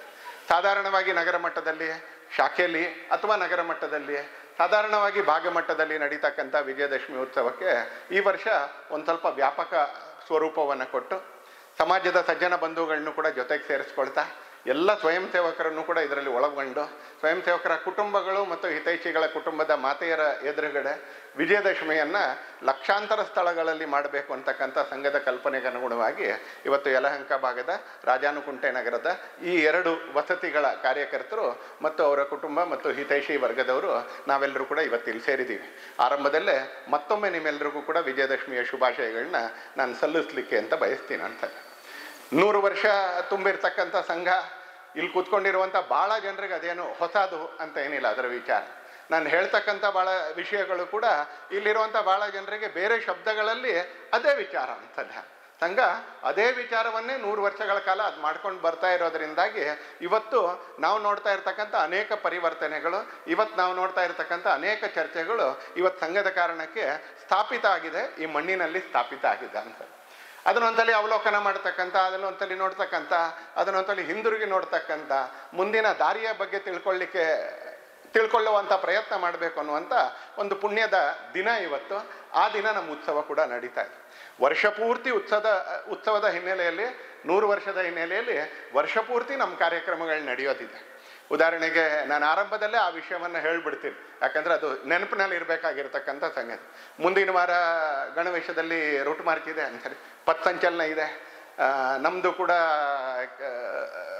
ನಗರದ ಪಥಸಂಚಲನ ಅದು ರಾಜಾನುಕುಂಟೆಯಲ್ಲಿ ಬಹುಶಃ ನಡೆಯೋದಿದೆ ಅಂತಾರೆ. ಗಣವೇಶ ಇವತ್ತು ತುಂಬ ಜನ ತಗೊಂಡಿದೆಯೋ ಅಂತಾರೆ. ತಗೊಳ್ಬೇಕಾದ್ರೆ ಕೆಲವರಿಗೆ ಟೋಪಿ ಸಿಕ್ಕಿಲ್ಲ, ಕೆಲವರಿಗೆ ಬೆಲ್ಟ್ ಸಿಕ್ಕಿಲ್ಲ, ಕೆಲವರಿಗೆ ಬಿಳಿ ಅಂಗಿ ಸಿಕ್ಕಿಲ್ಲ. ಇವತ್ತು ಇನ್ನೊಂದು ವಾರ ಇದೆ ಒಂದ್ಸಲಿ. ಇವತ್ತಿನ ದಿನ ಸೆಮಿಫೈನಲ್ ಅಂತ ಅಂದ್ಕೊಂಡು ಪಥಸಂಚಲನವನ್ನು ಫೈನಲ್ ಅಂದ್ಕೊಂಡು ಒಂದ್ಸಲಿ ನಾವೆಲ್ಲರೂ ಕೂಡ ಗಣವೇಶ ಪೂರ್ತಿ ಮಾಡ್ಕೊಳ್ಬೇಕು. ಗಣವೇಶ ಎಷ್ಟಿರಬೇಕು, ಕೈಯಲ್ಲಿ ದಂಡ ಇಲ್ಲ, ಆ ದಂಡ ಬಿಟ್ಟರೆ ದಂಡ ಜೊತೆಗೆ ಎಲ್ಲವೂ ಕೂಡ ಇರಬೇಕು. ಪಥಸಂಚಲನದಲ್ಲಿ ಪಾಲ್ಗೊಳ್ಳಿಕ್ಕೆ ನಡೀಲೇಬೇಕು ಅಂತೇನಿಲ್ಲ. ಗಣವೇಶಧಾರಿಗಳಾಗಿ ನಾವು ಶುಭ ಹೊರೈಸ್ಲಿಕ್ಕೂ ಅಲ್ಲಿಗೆ ಹೋಗ್ಬೋದು ಒಂದ್ಸಲಿ. ಆಗೋರು ನಡೀತಾರೆ, ಹೆಜ್ಜೆ ಹಾಕೋರು ನಡೀತಾರೆ, 3 ಕಿಲೋಮೀಟರ್ 4 ಕಿಲೋಮೀಟರ್ ನಡಿಬೋದಾಗಿರೋರು ನಡೀತಾರೆ. ನಾವು ಪ್ರಣಾಮ ಮಾಡ್ಲಿಕ್ಕೆ ನಾವು ಹೋಗ್ಬೇಕು ಒಂದ್ಸಲಿ. ಇವತ್ತು ಯಾರು ಬಂದಿದ್ದೀವಿ ನಾವೆಲ್ಲರೂ ಕೂಡ ನೆನಪಿಟ್ಕೊಳ್ಬೇಕು ಒಂದ್ಸಲಿ. ನಾವೆಲ್ಲರೂ ಮುಂದಿನ ವಾರದ ಪಥಸಂಚಲನದಲ್ಲಿ ಪಾಲ್ಗೊಳ್ಬೇಕು. ಯಾಕಂದರೆ ಅದು ಕೂಡ ವಿಜಯದಶಮಿ ಉತ್ಸವದ ಒಂದು ಭಾಗ. ಯಾರ್ಯಾರು ಇವತ್ತು ಪಂಚೆಯಲ್ಲಿ, ಯಾರ್ಯಾರು ಇವತ್ತು ಪ್ಯಾಂಟಲ್ಲಿ ಬಂದಿದ್ದಾರೆ ಅವರು ಸ್ವಲ್ಪ ಗ್ರ್ಯಾಜುಯೇಟ್ ಆಗಬೇಕು ಮುಂದಿನ ವಾರದ ಅಷ್ಟೊತ್ತಿಗೆ. ಇನ್ನೂ 1 ವಾರ ಇದೆ ಹೋಮ್ವರ್ಕಿಗೆ. ಆ ಹೋಮ್ವರ್ಕ್ ಪೂರ್ತಿ ಮಾಡಿ ನಾವು ಕೂಡ ಗ್ರ್ಯಾಜುಯೇಟ್ ಆಗುವಂಥ ಪ್ರಯತ್ನ ಮಾಡಬೇಕು. ನಾನೇನು ಒತ್ತಾಯ ಮಾಡ್ತಾ ಇಲ್ಲ ಒಂದ್ಸಲಿ, ಹಾಗಂತೇಳಿ ಮುಂದಿನ ವಾರ ಬರದೇನೂ ಇರಬೇಡಿ ಅಂತೇಳಿ. ಹಾಗೆ ಗ್ರ್ಯಾಜುಯೇಟ್ ಆಗುವಂಥ ಪ್ರಯತ್ನ ಮಾಡಬೇಕು. ಹಾಗೆ ಅನೇಕ ಕಾರಣಗಳಿಗೆ ಕರ್ನಾಟಕದಲ್ಲಿ ಆಯುಧ ಪೂಜೆ ಸಂದರ್ಭದಲ್ಲಿ ತುಂಬ ಜನ ಯಾತ್ರೆ ಹೋಗ್ತಾರೆ. ಆಯುಧ ಪೂಜೆಯನ್ನು ಮೊನ್ನೆ ಮುಗಿಸಿ, ನಿನ್ನೆ ಆಯುಧ ಪೂಜೆ ಆಗಿದ್ರು, ಮೊನ್ನೆ ಪೂಜೆ ಮುಗಿಸಿ ಮೊನ್ನೆ ಸಾಯಂಕಾಲನೇ ಯಾತ್ರೆಗೆ ಹೋಗ್ತಾರೆ. ನಮ್ಮ ಸುತ್ತಮುತ್ತಲಿನ ಮನೆಗಳಲ್ಲೂ ಕೂಡ ತುಂಬ ಮನೆಗಳಲ್ಲಿ ನಾವು ನೋಡಿದ್ರೆ ಧರ್ಮಸ್ಥಳದಲ್ಲಿದ್ದೀವಿ, ಮಂತ್ರಾಲಯದಲ್ಲಿದ್ದೀವಿ ಅಂತ ಹೇಳೋ ಸುದ್ದಿ ಕೇಳ್ಸುತ್ತೆ ನಮ್ಗಂತಲೇ. ಹಾಗೆ ಅವರೆಲ್ಲರೂ ಮುಂದಿನ ವಾರ ವಾಪಸ್ ಬರ್ತಾರೆ. ಇವತ್ತಿರೋರೆಲ್ಲರೂ ಮುಂದಿನ ವಾರ ಎಲ್ಲೂ ಹೋಗಬಾರ್ದು. ಇವತ್ತು ಯಾರು ಪಂಚೆ ಮತ್ತು ಪ್ಯಾಂಟಲ್ಲಿ ಕೂತ್ಕೊಂಡಿದ್ದೀವಿ ಅವರು ಗಣವೇಶಧಾರಿಗಳಾಗಬೇಕು. ಇವತ್ತು ಯಾರು ಊರಲ್ಲಿಲ್ಲ ಅಂಥವ್ರು ವಾಪಸ್ ಬರ್ತಾರೆ, ಅವರನ್ನು ಸೇರಿಸಿ ಮುಂದಿನ ವಾರದ ಪಥಸಂಚಲನ ಅದು ಸಾವಿರಾರು ಸಂಖ್ಯೆಯಲ್ಲಿ ಒಂದ್ಸಲಿ ಸಂಘದ ಶಕ್ತಿ ಪ್ರದರ್ಶನ, ಸಮಾಜಕ್ಕೆ ಭರವಸೆಯ ಪ್ರದರ್ಶನ ಎರಡೂ ಆಗ್ಬೇಕು. ಸಮಾಜಕ್ಕೊಂದು ಭರವಸೆ ಕೇಂದ್ರನ. ಸಂಘದ ಶಕ್ತಿ ಪ್ರದರ್ಶನ ಅಂದರೆ ಯಾರನ್ನೂ ಹೆದರ್ಸ್ಲಿಕ್ಕೆ ನಾವು ಶಕ್ತಿ ಪ್ರದರ್ಶನ ಮಾಡೋದಿಲ್ಲ. ನಾವು ಮಾಡ್ತಕ್ಕಂಥ ಸಮಾಜಕ್ಕೊಂದು ಭರವಸೆಗೆ, ಸಮಾಜದ ಎಲ್ಲ ಒಳ್ಳೆಯದಕ್ಕೆ ಆಧಾರವಾಗಿ ನಿಂತ್ಕೊಳ್ತಕ್ಕಂಥ ಒಂದು ಸ್ವಯಂ ಸೇವಿ ಸಂಘಟನೆ. ಪೇಡ್ ಆರ್ಗನೈಸೇಷನ್ ಅಲ್ಲ, ಇದೊಂದು ವಾಲಂಟ್ರಿ ಆರ್ಗನೈಸೇಷನ್. ಸಮಾಜದ ಎಲ್ಲ ಕೆಲಸಗಳಿಗೆ ಬರೀ ನಮ್ಮ ಕೆಲಸ ಮಾಡ್ಕೋತೀವಿ ಅಂತಲ್ಲ, ನಮ್ಮ ಉತ್ಸವ ಮಾಡ್ಕೋತೀವಿ ಅಂತಲ್ಲ, ಸಮಾಜದ ಎಲ್ಲ ಒಳ್ಳೆಯ ಸಂಕಲ್ಪಗಳಿಗೆ ಆಧಾರವಾಗಿ ನಿಂತ್ಕೊಳ್ತಕ್ಕಂಥ ಒಂದು ಶಕ್ತಿ ಇವತ್ತು ನಿಮ್ಮ ನಡುವೆ ಇದೆ ಅಂತ ಸಮಾಜಕ್ಕೆ ವಿಶ್ವಾಸ ಮೂಡಿಸುವಂಥ ರೀತಿಯಲ್ಲಿ ಬರ್ತಾ ಇರತಕ್ಕಂಥ ಭಾನುವಾರದ ಪಥಸಂಚಲನ ನಭೂತೋ ಅನ್ನುವಂಥದ್ದು. ಸಂಘ ಸ್ವಯಂ ಸೇವಕರು ಯಾವಾಗಲೂ ನ ಭವಿಷ್ಯತಿ ಅಂತ ಹೇಳೋದಿಲ್ಲ. ನಾವು ಸಾಧಾರಣವಾಗಿ ಭಾಷಣ ಮಾಡ್ತಾ ಇರಬೇಕಾದ್ರೆ ನ ಭೂತೋ ನ ಭವಿಷ್ಯತಿ 2 ಶಬ್ದ ಒಟ್ಟಿಗೆ ಕೇಳಿ. ಹಿಂದೆ ಯಾವತ್ತೂ ಆಗಿರಲಿಲ್ಲ, ಮುಂದೆ ಯಾವತ್ತೂ ಆಗ್ಲಿಕ್ಕಿಲ್ಲ ಅಂತಕ್ಕಂಥ ಅಹಂಕಾರ ನಮ್ಮ ಸಂಘಟನೆಗಿಲ್ಲ. ಯಾಕಂದರೆ ನಾವೇ ಮಿತಿ ಹಾಕೊಂಡ್ಬಿಟ್ರೆ ಇವತ್ತಿಂದೆ ಅತ್ಯಂತ ಜಾಸ್ತಿ ಅಂತ. ಹೀಗಾಗಿ ನಾವು ಯಾವತ್ತೂ ನ ಭವಿಷ್ಯತಿ ಅಂತ ಹೇಳೋದಿಲ್ಲ. ನ ಭೂತೋ ಹಿಂದೆ ಎಂದೂ ಆಗಿರಬಾರ್ದು ಅಷ್ಟು ದೊಡ್ಡ ಪಥಸಂಚಲನ ನಮ್ಮ ನಗರದಲ್ಲಿ ಮುಂದಿನ ಭಾನುವಾರ ನಡಿಬೇಕು. ಹಾಗೆ ಸಂಘದ ಕಾರ್ಯಕರ್ತರು ಈ ವರ್ಷ ಎಲ್ಲ ಸಜ್ಜನ ಬಂಧುಗಳ ಜೊತೆ ಸೇರಿ ಪ್ರತಿ ಮನೆಗೆ ಕೆಲವು ಸಂದೇಶಗಳನ್ನ, ಸಂಘದ ಸ್ಥಾಪನೆ, ಸಂಘದ ಉದ್ದೇಶ, ಮುಂದಿನ ದಿನಗಳಲ್ಲಿ ಸಂಘ ಮಾಡ್ತಕ್ಕಂಥ ಕಾರ್ಯಕ್ರಮ, ಇದರ ಬಗ್ಗೆ ತಿಳಿಸ್ಲಿಕ್ಕೆ ಮನೆ ಮನೆಗೆ ಹೋಗೋರಿದ್ದಾರೆ. ಅದರಲ್ಲೂ ಕೂಡ ನಾವೆಲ್ಲರೂ ಕೂಡ ಪಾಲ್ಗೊಳ್ಬೇಕು. ಮಾತಾ ಭಗಿನಿಯರು ಕೂಡ ಪಾಲ್ಗೊಳ್ಬೇಕು, ನಮ್ಮ ಪರಿಸರದಲ್ಲಿ ಪಾಲ್ಗೊಳ್ಬೇಕು ಒಂದ್ಸಲ. 3ನೇದು ಹಿಂದೂ ಸಮ್ಮೇಳನಗಳು ಬೃಹತ್ ಪ್ರಮಾಣದಲ್ಲಿ ಇದೇ ರೀತಿಯಲ್ಲಿ ವಸತಿಯಲ್ಲಿ ನಗರದಲ್ಲಿ ಬೃಹತ್ ಪ್ರಮಾಣದಲ್ಲಿ ಹಿಂದೂ ಸಮ್ಮೇಳನಗಳಾಗೋದಿದೆ. ಅದರಲ್ಲಿ ಗಣವೇಶದ ಅವಶ್ಯಕತೆ ಇಲ್ಲ. ಗಣವೇಶ ಇರೋರು ಮಾತ್ರ ಬರ್ತಾರೆ ಅಂತೇನಿಲ್ಲ, ಸಂಘದ ಪರಿಚಯ ಇರೋರು ಮಾತ್ರ ಬರ್ತಾರೆ ಅಂತಲೂ ಏನಿಲ್ಲ. ಯಾರು ತನ್ನನ್ನು ತಾನು ಹಿಂದೂ ಅಂತ ಅನ್ಕೊಳ್ತಾರೋ ಅವರೆಲ್ಲರೂ ಬರಬೇಕು, ಸಜ್ಜನ ಬಂಧುಗಳು ಬರಬೇಕು, ಮಾತಾ ಭಗಿನಿಯರು ಬರಬೇಕು. ಅದು ಒಂದು ಬೃಹತ್ ಪ್ರಮಾಣದಲ್ಲಿ ನಡಿಬೇಕಾಗಿರ್ತಕ್ಕಂಥ ಕಾರ್ಯಕ್ರಮ. ಅದಕ್ಕೂ ಕೂಡ ಇಲ್ಲಿರ್ತಕ್ಕಂಥ ನಾವೆಲ್ಲರೂ ಕೂಡ ನಮ್ಮ ಪರಿಶ್ರಮ, ನಮ್ಮ ಯೋಗದಾನ ಇವೆರಡೂ ಕೂಡ ಆ ಸಂದರ್ಭದಲ್ಲಿ ಸಾಮೂಹಿಕವಾಗಿ ನಮ್ದು ಇರಬೇಕು. ಇನ್ನು ಉಳಿದಿರ್ತಕ್ಕಂಥ ಚಟುವಟಿಕೆ ಅದು ಕಾರ್ಯಕರ್ತರು ಮಾಡ್ತಾರೆ, ನಮ್ಮ ಅಪೇಕ್ಷೆ ಇದ್ದಂಥ ಕಡೆಗಳಲ್ಲಿ ನಾವು ಹೋಗ್ಬೋದು. ಆದರೆ ಈ 3 ಇವತ್ತಿನ ಉತ್ಸವ ಮತ್ತು ಪಥಸಂಚಲನ, 2ನೇದು ಮನೆ ಮನೆ ಸಂಪರ್ಕದ ಅಭಿಯಾನ, 3ನೇದು ಹಿಂದೂ ಸಮ್ಮೇಳನ, ಈ 3ರಲ್ಲಿ ಎಲ್ಲರದ್ದು ಕೂಡ ಪಾತ್ರ ಇದೆ. ಎಲ್ಲರ ಸಹಕಾರ ಕೂಡ ಬೇಕು, ಎಲ್ಲರ ಭಾಗವಹಿಸುವ ಕೂಡ ಬೇಕು, ಮತ್ತು ಉಳಿದವ್ರನ್ನೂ ಭಾಗವಹಿಸುವ ರೀತಿಯಲ್ಲಿ ಮಾಡಲಿಕ್ಕೆ ನಮ್ಮ ಪ್ರಯತ್ನ ಬೇಕು. ಈ 3 ಚಟುವಟಿಕೆಗಳನ್ನ ಮುಂದಿನ ವಾರದ ಪಥಸಂಚಲನ, ಮನೆ ಮನೆ ಸಂಪರ್ಕ ಮತ್ತು ಹಿಂದೂ ಸಮ್ಮೇಳನ ನಾನು ಆರಂಭದಲ್ಲೇ ನಿಮ್ಮ ಮುಂದೆ ಇಡುವಂಥ ಪ್ರಯತ್ನ ಮಾಡಿದ್ದೀನಿ ಅಂತಲೇ. ಸಂಘ 100 ವರ್ಷಗಳ ಕೆಳಗೆ ಆರಂಭ ಆಯಿತು. 100ನೇ ವರ್ಷ ಮುಗಿಸಿ 101ನೇ ವರ್ಷದ ಹೆಜ್ಜೆ ಇಡ್ತಾ ಸಂದರ್ಭದಲ್ಲಿ ನಾವು ವಿಜಯದಶಮಿ ಉತ್ಸವದಲ್ಲಿ ಮತ್ತೊಂದ್ಸಲಿ ನಮ್ಮ ಕೆಲಸವನ್ನು ನೆನಪು ಮಾಡ್ಕೊಳ್ಳೋಕ್ಕೆ, ನಮ್ಮ ವಿಚಾರವನ್ನು ಮೆಲುಕು ಹಾಕಲಿಕ್ಕೆ, ಭವಿಷ್ಯದ ದಾರಿಯನ್ನು ಕಂಡುಕೊಳ್ಳಲಿಕ್ಕೆ, ಸ್ಪಷ್ಟ ಮಾಡ್ಕೊಳ್ಳಿಕ್ಕೆ ನಾವಿಲ್ಲಿ ಸೇರಿದ್ದೀವಿ ಒಂದ್ಸಲಿ. ಯೋಚನೆ ಮಾಡಿ, ನಮ್ಮ ದೇಶದಲ್ಲಿ 100 ವರ್ಷಗಳಿಂದ ನಡ್ಕೊಂಡು ಬರ್ತಾ ಇದೆ ಅನ್ನುವಂಥ ಸಂಘಟನೆಗಳು ಎಷ್ಟಿದ್ದಾವೆ ಅಂತ ನೀವೇ ಆಲೋಚನೆ ಮಾಡಿ. ಸಾರ್ವಜನಿಕ ಕ್ಷೇತ್ರಗಳಲ್ಲೇ ಭಾಳ ಕಡಿಮೆ ಸಂಘಟನೆಗಳಿರ್ತಕ್ಕಂಥದ್ದು. ಎಲ್ಲಿ ವಿರೋಧಾಭಾಸ ಅಂತಕ್ಕಂಥ ಶಬ್ದಕ್ಕೆ ಪ್ರವೇಶನೇ ಇಲ್ವೋ, ಕಾನ್ಫ್ಲಿಕ್ಟ್ ಅನ್ನುವಂಥ ಶಬ್ದಕ್ಕೆ ಪ್ರವೇಶನೇ ಇಲ್ವೋ, ಆ ರೀತಿಯಲ್ಲಿ 100 ವರ್ಷಗಳ ಕಾಲ ನಡ್ಕೊಂಡು ಬಂತು ಸಂಘ. ಎಲ್ಲೋ ಒಂದೇ ಜಾತಿಗೆ ಸೇರಿದ್ದ ಅಲ್ಲ, ಒಂದೇ ಭಾಷೆಗೆ ಸೇರಿದ್ದ ಅಲ್ಲ, ಒಂದೇ ರೀತಿಯ ಸ್ವಭಾವಕ್ಕೆ ಸೇರಿದ್ದ. ನಮ್ಮೂರಲ್ಲಿ ತುಂಬ ನಡೆಯುತ್ತೆ, ಲಲಿತಾ ಸಹಸ್ರನಾಮದ ಕೇಂದ್ರಗಳು ನಡೆಯುತ್ತೆ. ಲಲಿತಾ ಸಹಸ್ರನಾಮ ಹೇಳಬೇಕು ಅಂತ ಇರೋರು ಒಟ್ಟಾಗ್ತಾರಂತ. ಅಕ್ಕನವರ ವಚನದ ಕೇಂದ್ರಗಳು ನಡೆಯುತ್ತೆ, ಅಕ್ಕನವ್ರ ವಚನ ಹೇಳಬೇಕು ಅನ್ನೋರು ಒಟ್ಟಾಗ್ತಾರೆ. ಎಲ್ಲೋ ವೇದ ಪಾಠಶಾಲೆ ನಡೆಯುತ್ತೆ, ವೇದ ಹೇಳಬೇಕು ಅನ್ನೋರು ಅದರ ಪಾಠ ಮಾಡಬೇಕು ಅನ್ನೋರು ಅವ್ರು ಒಟ್ಟಾಗ್ತಾರೆ. ಎಲ್ಲೋ ಭಜನಾ ಕೇಂದ್ರ ನಡೆಯುತ್ತೆ, ಭಜನೆ ಬಗ್ಗೆ ಆಸಕ್ತಿ ಇರ್ತಕ್ಕಂಥವ್ರು ಕೇಳ್ತಾರೆ. ಇದು ಸಮಾನ ಆಸಕ್ತಿಯ ತಂಡಗಳು, ಒಳ್ಳೆ ತಂಡಗಳು, ಯಾವುದು ಕೆಟ್ಟದಲ್ಲ, ಇದೆಲ್ಲ ಒಳ್ಳೆ ತಂಡಗಳು. ಆದರೆ ಸಮಾನ ಆಸಕ್ತಿಯ ಕೇಂದ್ರಗಳಿವು. ಅವರು ತುಂಬ ದಿನ ಒಟ್ಟಿಗೆ ಕಾರ್ಯಕ್ರಮ ಮಾಡೋದ್ರಲ್ಲಿ ಒಂದು ಸಹಜತೆ ಇದೆ. ಯಾಕಂದ್ರೆ ಸಮಾನ ಆಸಕ್ತಿಯ ಸಮಾನ ರೀತಿಯ ವ್ಯಕ್ತಿಗಳು ಇವರೆಲ್ಲ. ಆದರೆ ಇವತ್ತು ಇಲ್ಲಿ ಕುತ್ಕೊಂಡಿದ್ದೀವಲ್ಲ, ಇಲ್ಲಿ ಒಂದು ಭಾಷೆಯ ಜನಗಳಿದ್ದಾರೆ ಅಂತ ಏನಿಲ್ಲ. ಇಲ್ಲಿ IT ಮಿಲನ್ನ ಕಾರ್ಯಕರ್ತರು, ಸ್ವಯಂ ಸೇವಕರು ಕೂಡ ಇದ್ದಾರೆ. ಅದು IT ಉದ್ಯೋಗಕ್ಕೋಸ್ಕರ ಬೆಂಗಳೂರಿಗೆ ಬಂದಿರತಕ್ಕಂಥ ದೇಶದ ಎಲ್ಲ ರಾಜ್ಯದವರು ಇದ್ದಾರೆ. ಕೆಲವರಂತೂ ಶಿಸ್ತುಬದ್ಧವಾಗಿ ನನಗೆ ಇವತ್ತಿನ ಕಾರ್ಯಕ್ರಮದಲ್ಲಿ ಕೂತಿದ್ದಾರೆ. ಬಹುಶಃ ಅವ್ರಿಗೆ ನಾನು ಮಾತಾಡ್ತಾ ಇರೋ ಕನ್ನಡ ಕೂಡ ಅರ್ಥ ಆಗ್ಲಿಕ್ಕಿಲ್ಲ, ಪೂರ್ತಿ ಅರ್ಥ ಆಗ್ಲಿಕ್ಕಿಲ್ಲ ಅನ್ನೋಂಥವ್ರು ಇದ್ದಾರೆ. ಭಾಷೆಯಿಂದ ಕನ್ನಡದವರಿದ್ದಾರೆ, ತಮಿಳ್ನವರಿದ್ದಾರೆ, ಮಲಯಾಳದವರು ಇದ್ದಾರೆ, ತೆಲುಗುನವರಿದ್ದಾರೆ. ಭಾಷೆಯಿಂದ 4 ಭಾಷೆಯವರು ಪ್ರಚನ್ನವಾಗಿದ್ದಾರೆ ಅಂತಲ್ಲಿ. ಹೀಗೆ ಒಂದು ಭಾಷೆಯವರ ನಾವು, ಒಂದು ಭಾಷೆಯವರಲ್ಲ. ಒಂದು ಜಾತಿಯವರ ನಾವು ಅಂತ ಕೇಳಿದ್ರೆ ಒಂದು ಜಾತಿಯವರು ಕೂಡ ಅಲ್ಲ ಅಂತ. ನಮಗೆ ಗೊತ್ತೂ ಇಲ್ಲ ಇನ್ನೊಬ್ರು ಜಾತಿ ಯಾವುದು ಅಂತ. ಅವ್ರು ಯಾವುದೋ ಸರ್ನೇಮ್ ಇಟ್ಕೊಂಡಿದ್ರೆ ಆ ಸರ್ನೇಮ್ ಕಾರಣಕ್ಕೆ ನಮಗೆ ಗೊತ್ತು ಇವ್ರು ಇಂಥ ಜಾತಿಯವರು ಅಂತ. ಸರ್ನೇಮಲ್ಲೂ ಕೆಲವರು ಜನರಲ್ ಸರ್ನೇಮ್ ಆದರೆ, ಉದಾಹರಣೆಗೆ ಯಾರಾದರೂ ರಾವ್ ಅಂತ ಇಟ್ಕೊಂಡಿದ್ರೆ, ಅಥವಾ ವೇದಿಕೆಯಲ್ಲಿ ನಮ್ಮಿಬ್ಬರು ಸಂಘ ಚಾಲಕರಿದ್ದಾರೆ, ಒಬ್ರು ಕುಮಾರ್ ಅಂತ ಸರ್ನೇಮು, ಇನ್ನೊಬ್ರದ್ದು ಬಾಬು ಅಂತ ಸರ್ನೇಮು. ಈ ಬಾಬು ಅನ್ನೋರು ಎಲ್ಲ ಜಾತಿಲೂ ಇದ್ದಾರೆ. ಹೀಗಾಗಿ ನಮಗವರು ಬಾಬು, ಹರೀಶ್ ಬಾಬು ಅವ್ರು ಯಾವ ಜಾತಿ ನಮ್ಗೇನು ಗೊತ್ತಿಲ್ಲ. ಕೇಶವ್ ಕುಮಾರ್ ಅವ್ರು ಯಾವ ಜಾತಿ ನಮಗೆ ಗೊತ್ತಿಲ್ಲ. ಅವ್ರ ಮನೆಗೆ ಹೋದಾಗ ಯಾವುದೋ ಫೋಟೋ ನೋಡಿದ್ರೆ ಅನ್ಕೋಬೋದಷ್ಟೇ, ಅದು ಸತ್ಯ ಆಗುತ್ತೆ ಅಂತ ಏನಿಲ್ಲ. ಹೀಗೆ ಇಲ್ಲಿರ್ತಕ್ಕಂಥವರಲ್ಲಿ ಜಾತಿ ಸೂಚಕವಾಗಿರ್ತಕ್ಕಂಥ ಶಬ್ದ ಯಾರಾದ್ರೂ ಇಟ್ಕೊಂಡಿದ್ರೆ ಅವ್ರ ಜಾತಿ ಗೊತ್ತಾಗ್ಬೋದೇ ಹೊರತು, ರಾಜಕೀಯ ಕ್ಷೇತ್ರದಲ್ಲಿ ಇರೋರ ಜಾತಿ ಅನಿವಾರ್ಯವಾಗಿ ಗೊತ್ತಾಗ್ಬೋದೇ ಹೊರತು ಅಲ್ಲೂ ಮನಸ್ಸಿನ ತಿಳ್ಕೊತೀವಿ ಅಂತ ಏನಿಲ್ಲ. ಆದರೆ ಅಲ್ಲಿ ಟಿಕೆಟ್ ಕೊಡಬೇಕಾದ್ರೆ, ನಾಮಿನೇಷನ್ ಮಾಡಬೇಕಾದ್ರೆ ಅದನ್ನು ತಿಳ್ಕೊಬೇಕಾಗಿರೋ ಪ್ರಸಂಗ ಬರುತ್ತೆ, ಹಾಗಾಗಿ ಗೊತ್ತಾಗುತ್ತೆ ಅಂತ. ಇಲ್ಲಿದ್ರೆ ಅಲ್ಲೂ ಗೊತ್ತಾಗುತ್ತೆ ಅಂತ ಅನೇಕ ಸರಿ ಇಲ್ಲ. ನಾವು ಒಂದು ಜಾತಿಯವರ ಅಂತ ಕೇಳಿದ್ರೆ ನಾವು ಒಂದು ಜಾತಿಯವರನ್ನಕ್ಕೆ ಒಂದು ಜಾತಿಯವರ ಅಲ್ಲ ಅಂತ ನಾನು ಹೇಳಲ್ಲ. ಅದಕ್ಕಿಂತ ಮುಂಚಿಂದು ಅಂದರೆ ಒಂದು ಜಾತಿಯವರ ಅಲ್ಲ ಅಂತ ಹೇಳೋಕ್ಕೂ ನಮ್ಮ ಹತ್ರ ಮಾಹಿತಿ ಇಲ್ಲ. ಒಂದು ಭಾಷೆಯವರಂತೂ ಅಲ್ವೇ ಅಲ್ಲ ನಾವು. ಒಂದು ಸ್ವಭಾವದವರ ಅಂತ ಕೇಳಿದ್ರೆ ಇಲ್ಲ, ಯಾರೋ ಉಗ್ರ ಸ್ವಭಾವದವ್ರು ಇದ್ದಾರೆ, ಹೊಡಿ ಬಡಿ ಅನ್ನೋರಿದ್ದಾರೆ, ಯಾರೋ ಸದಾ ಕಾಲಕ್ಕೂ ಶಾಂತಿ ಸಮಾಧಾನ ಅನ್ನೋಂಥವ್ರು ಇದ್ದಾರೆ, ಯಾರೋ ಕೆಲವರು ಇದ್ರ ಮಧ್ಯದಲ್ಲಿ ಓಡಾಡೋವಂಥವ್ರು ಇದ್ದಾರೆ. ಒಂದು ಸ್ವಭಾವದವರ ಅಂತ ಕೇಳಿದ್ರೆ ಒಂದು ಸ್ವಭಾವದವರಲ್ಲ. ಒಂದು ಆಸಕ್ತಿಯವರ ಅಂತ ಕೇಳಿದ್ರೆ ಯಾರಿಗೋ ಗಿಡ ನೆಡಬೇಕು ಅಂತ ಆಸಕ್ತಿ ಇದೆ, ಯಾರಿಗೋ ಸಂಸ್ಕಾರ ಕೇಂದ್ರ ನಡೆಸಬೇಕು ಅಂತ ಆಸಕ್ತಿ ಇದೆ, ಯಾರಿಗೋ ಸಮಾಜದ ಕೆಲಸಕ್ಕೋಸ್ಕರ ಹಣ ಸಂಗ್ರಹ ಮಾಡಬೇಕು ಅಂತ ಆಸಕ್ತಿ ಇದೆ, ಯಾರಿಗೋ ಸಮಾಜದ ಕೆಲಸಕ್ಕೋಸ್ಕರ ಟೈಮ್ ಕೊಡಬೇಕು ಅನ್ನೋ ಆಸಕ್ತಿ ಇದೆ. ಅವ್ರ ವ್ಯವಸ್ಥೆಗಳಲ್ಲಿ ಬಂದು ಕೂತ್ಕೊಳ್ತಾರೆ. ಹಲವು ಆಸಕ್ತಿಯ ಜನ ಇದೆಯೋ ಹಂಗೆ. ಹೀಗೆ RSS is a very heterogeneous organisation, ಒಂದು ಥರದವ್ರಲ್ಲ. ಆದರೂ ಕೂಡ 100 ವರ್ಷ ನಾವು ಒಂದಾಗೆ ಬಂದಿದ್ದೀವಿ. We are one even after 100 years. We are not 2 after 100 years. We are 1 after 100 years. And our flow has been continuous in last 100 years. ಕಳೆದ 100 ವರ್ಷಗಳಲ್ಲಿ ನಾವು ಸತತವಾಗಿ ಹರಿತಾನೆ ಇದ್ದೀವಿ. ಒಂದು ಜಾಗದಲ್ಲಿ ಮಾತ್ರ ಮಾಡಿದ್ವಾ, ಒಂದು ಜಾಗದಲ್ಲಿ ಮಾಡಿ ಅಂತಾರಾಷ್ಟ್ರೀಯ ಅಂತ ಹೆಸರು ಹಾಕ್ಕೊಳ್ಳಿಲ್ಲ. ಒಂದು ಮನೆಯಲ್ಲಿ ಅಪ್ಪ ಅಮ್ಮ ಮಗ ಸೊಸೆ ಮಕ್ಕಳು ಇವರೆಲ್ಲರೂ ಆಫೀಸ್ ಬೇರರ್ಸ್ ಆಗಿರ್ತಾರೆ, ಅವರು ನ್ಯಾಷನಲ್ ಆರ್ಗನೈಸೇಷನ್ ಅಂತ ಹಾಕೋತಾರೆ. ಹಾಗಿಲ್ಲ. ಲಡಾಖ್ನಲ್ಲಿ ನಮ್ಮ ಶಾಖೆಗಳಿದ್ದಾವೆ, ಕಾಶ್ಮೀರದ ಕಣಿವೆಯಲ್ಲಿ ಎಲ್ಲಿ ಹಿಂದೂಗಳಿದ್ದಾರೆ ಅಲ್ಲೂ ಶಾಖೆಗಳಿದ್ದಾವೆ.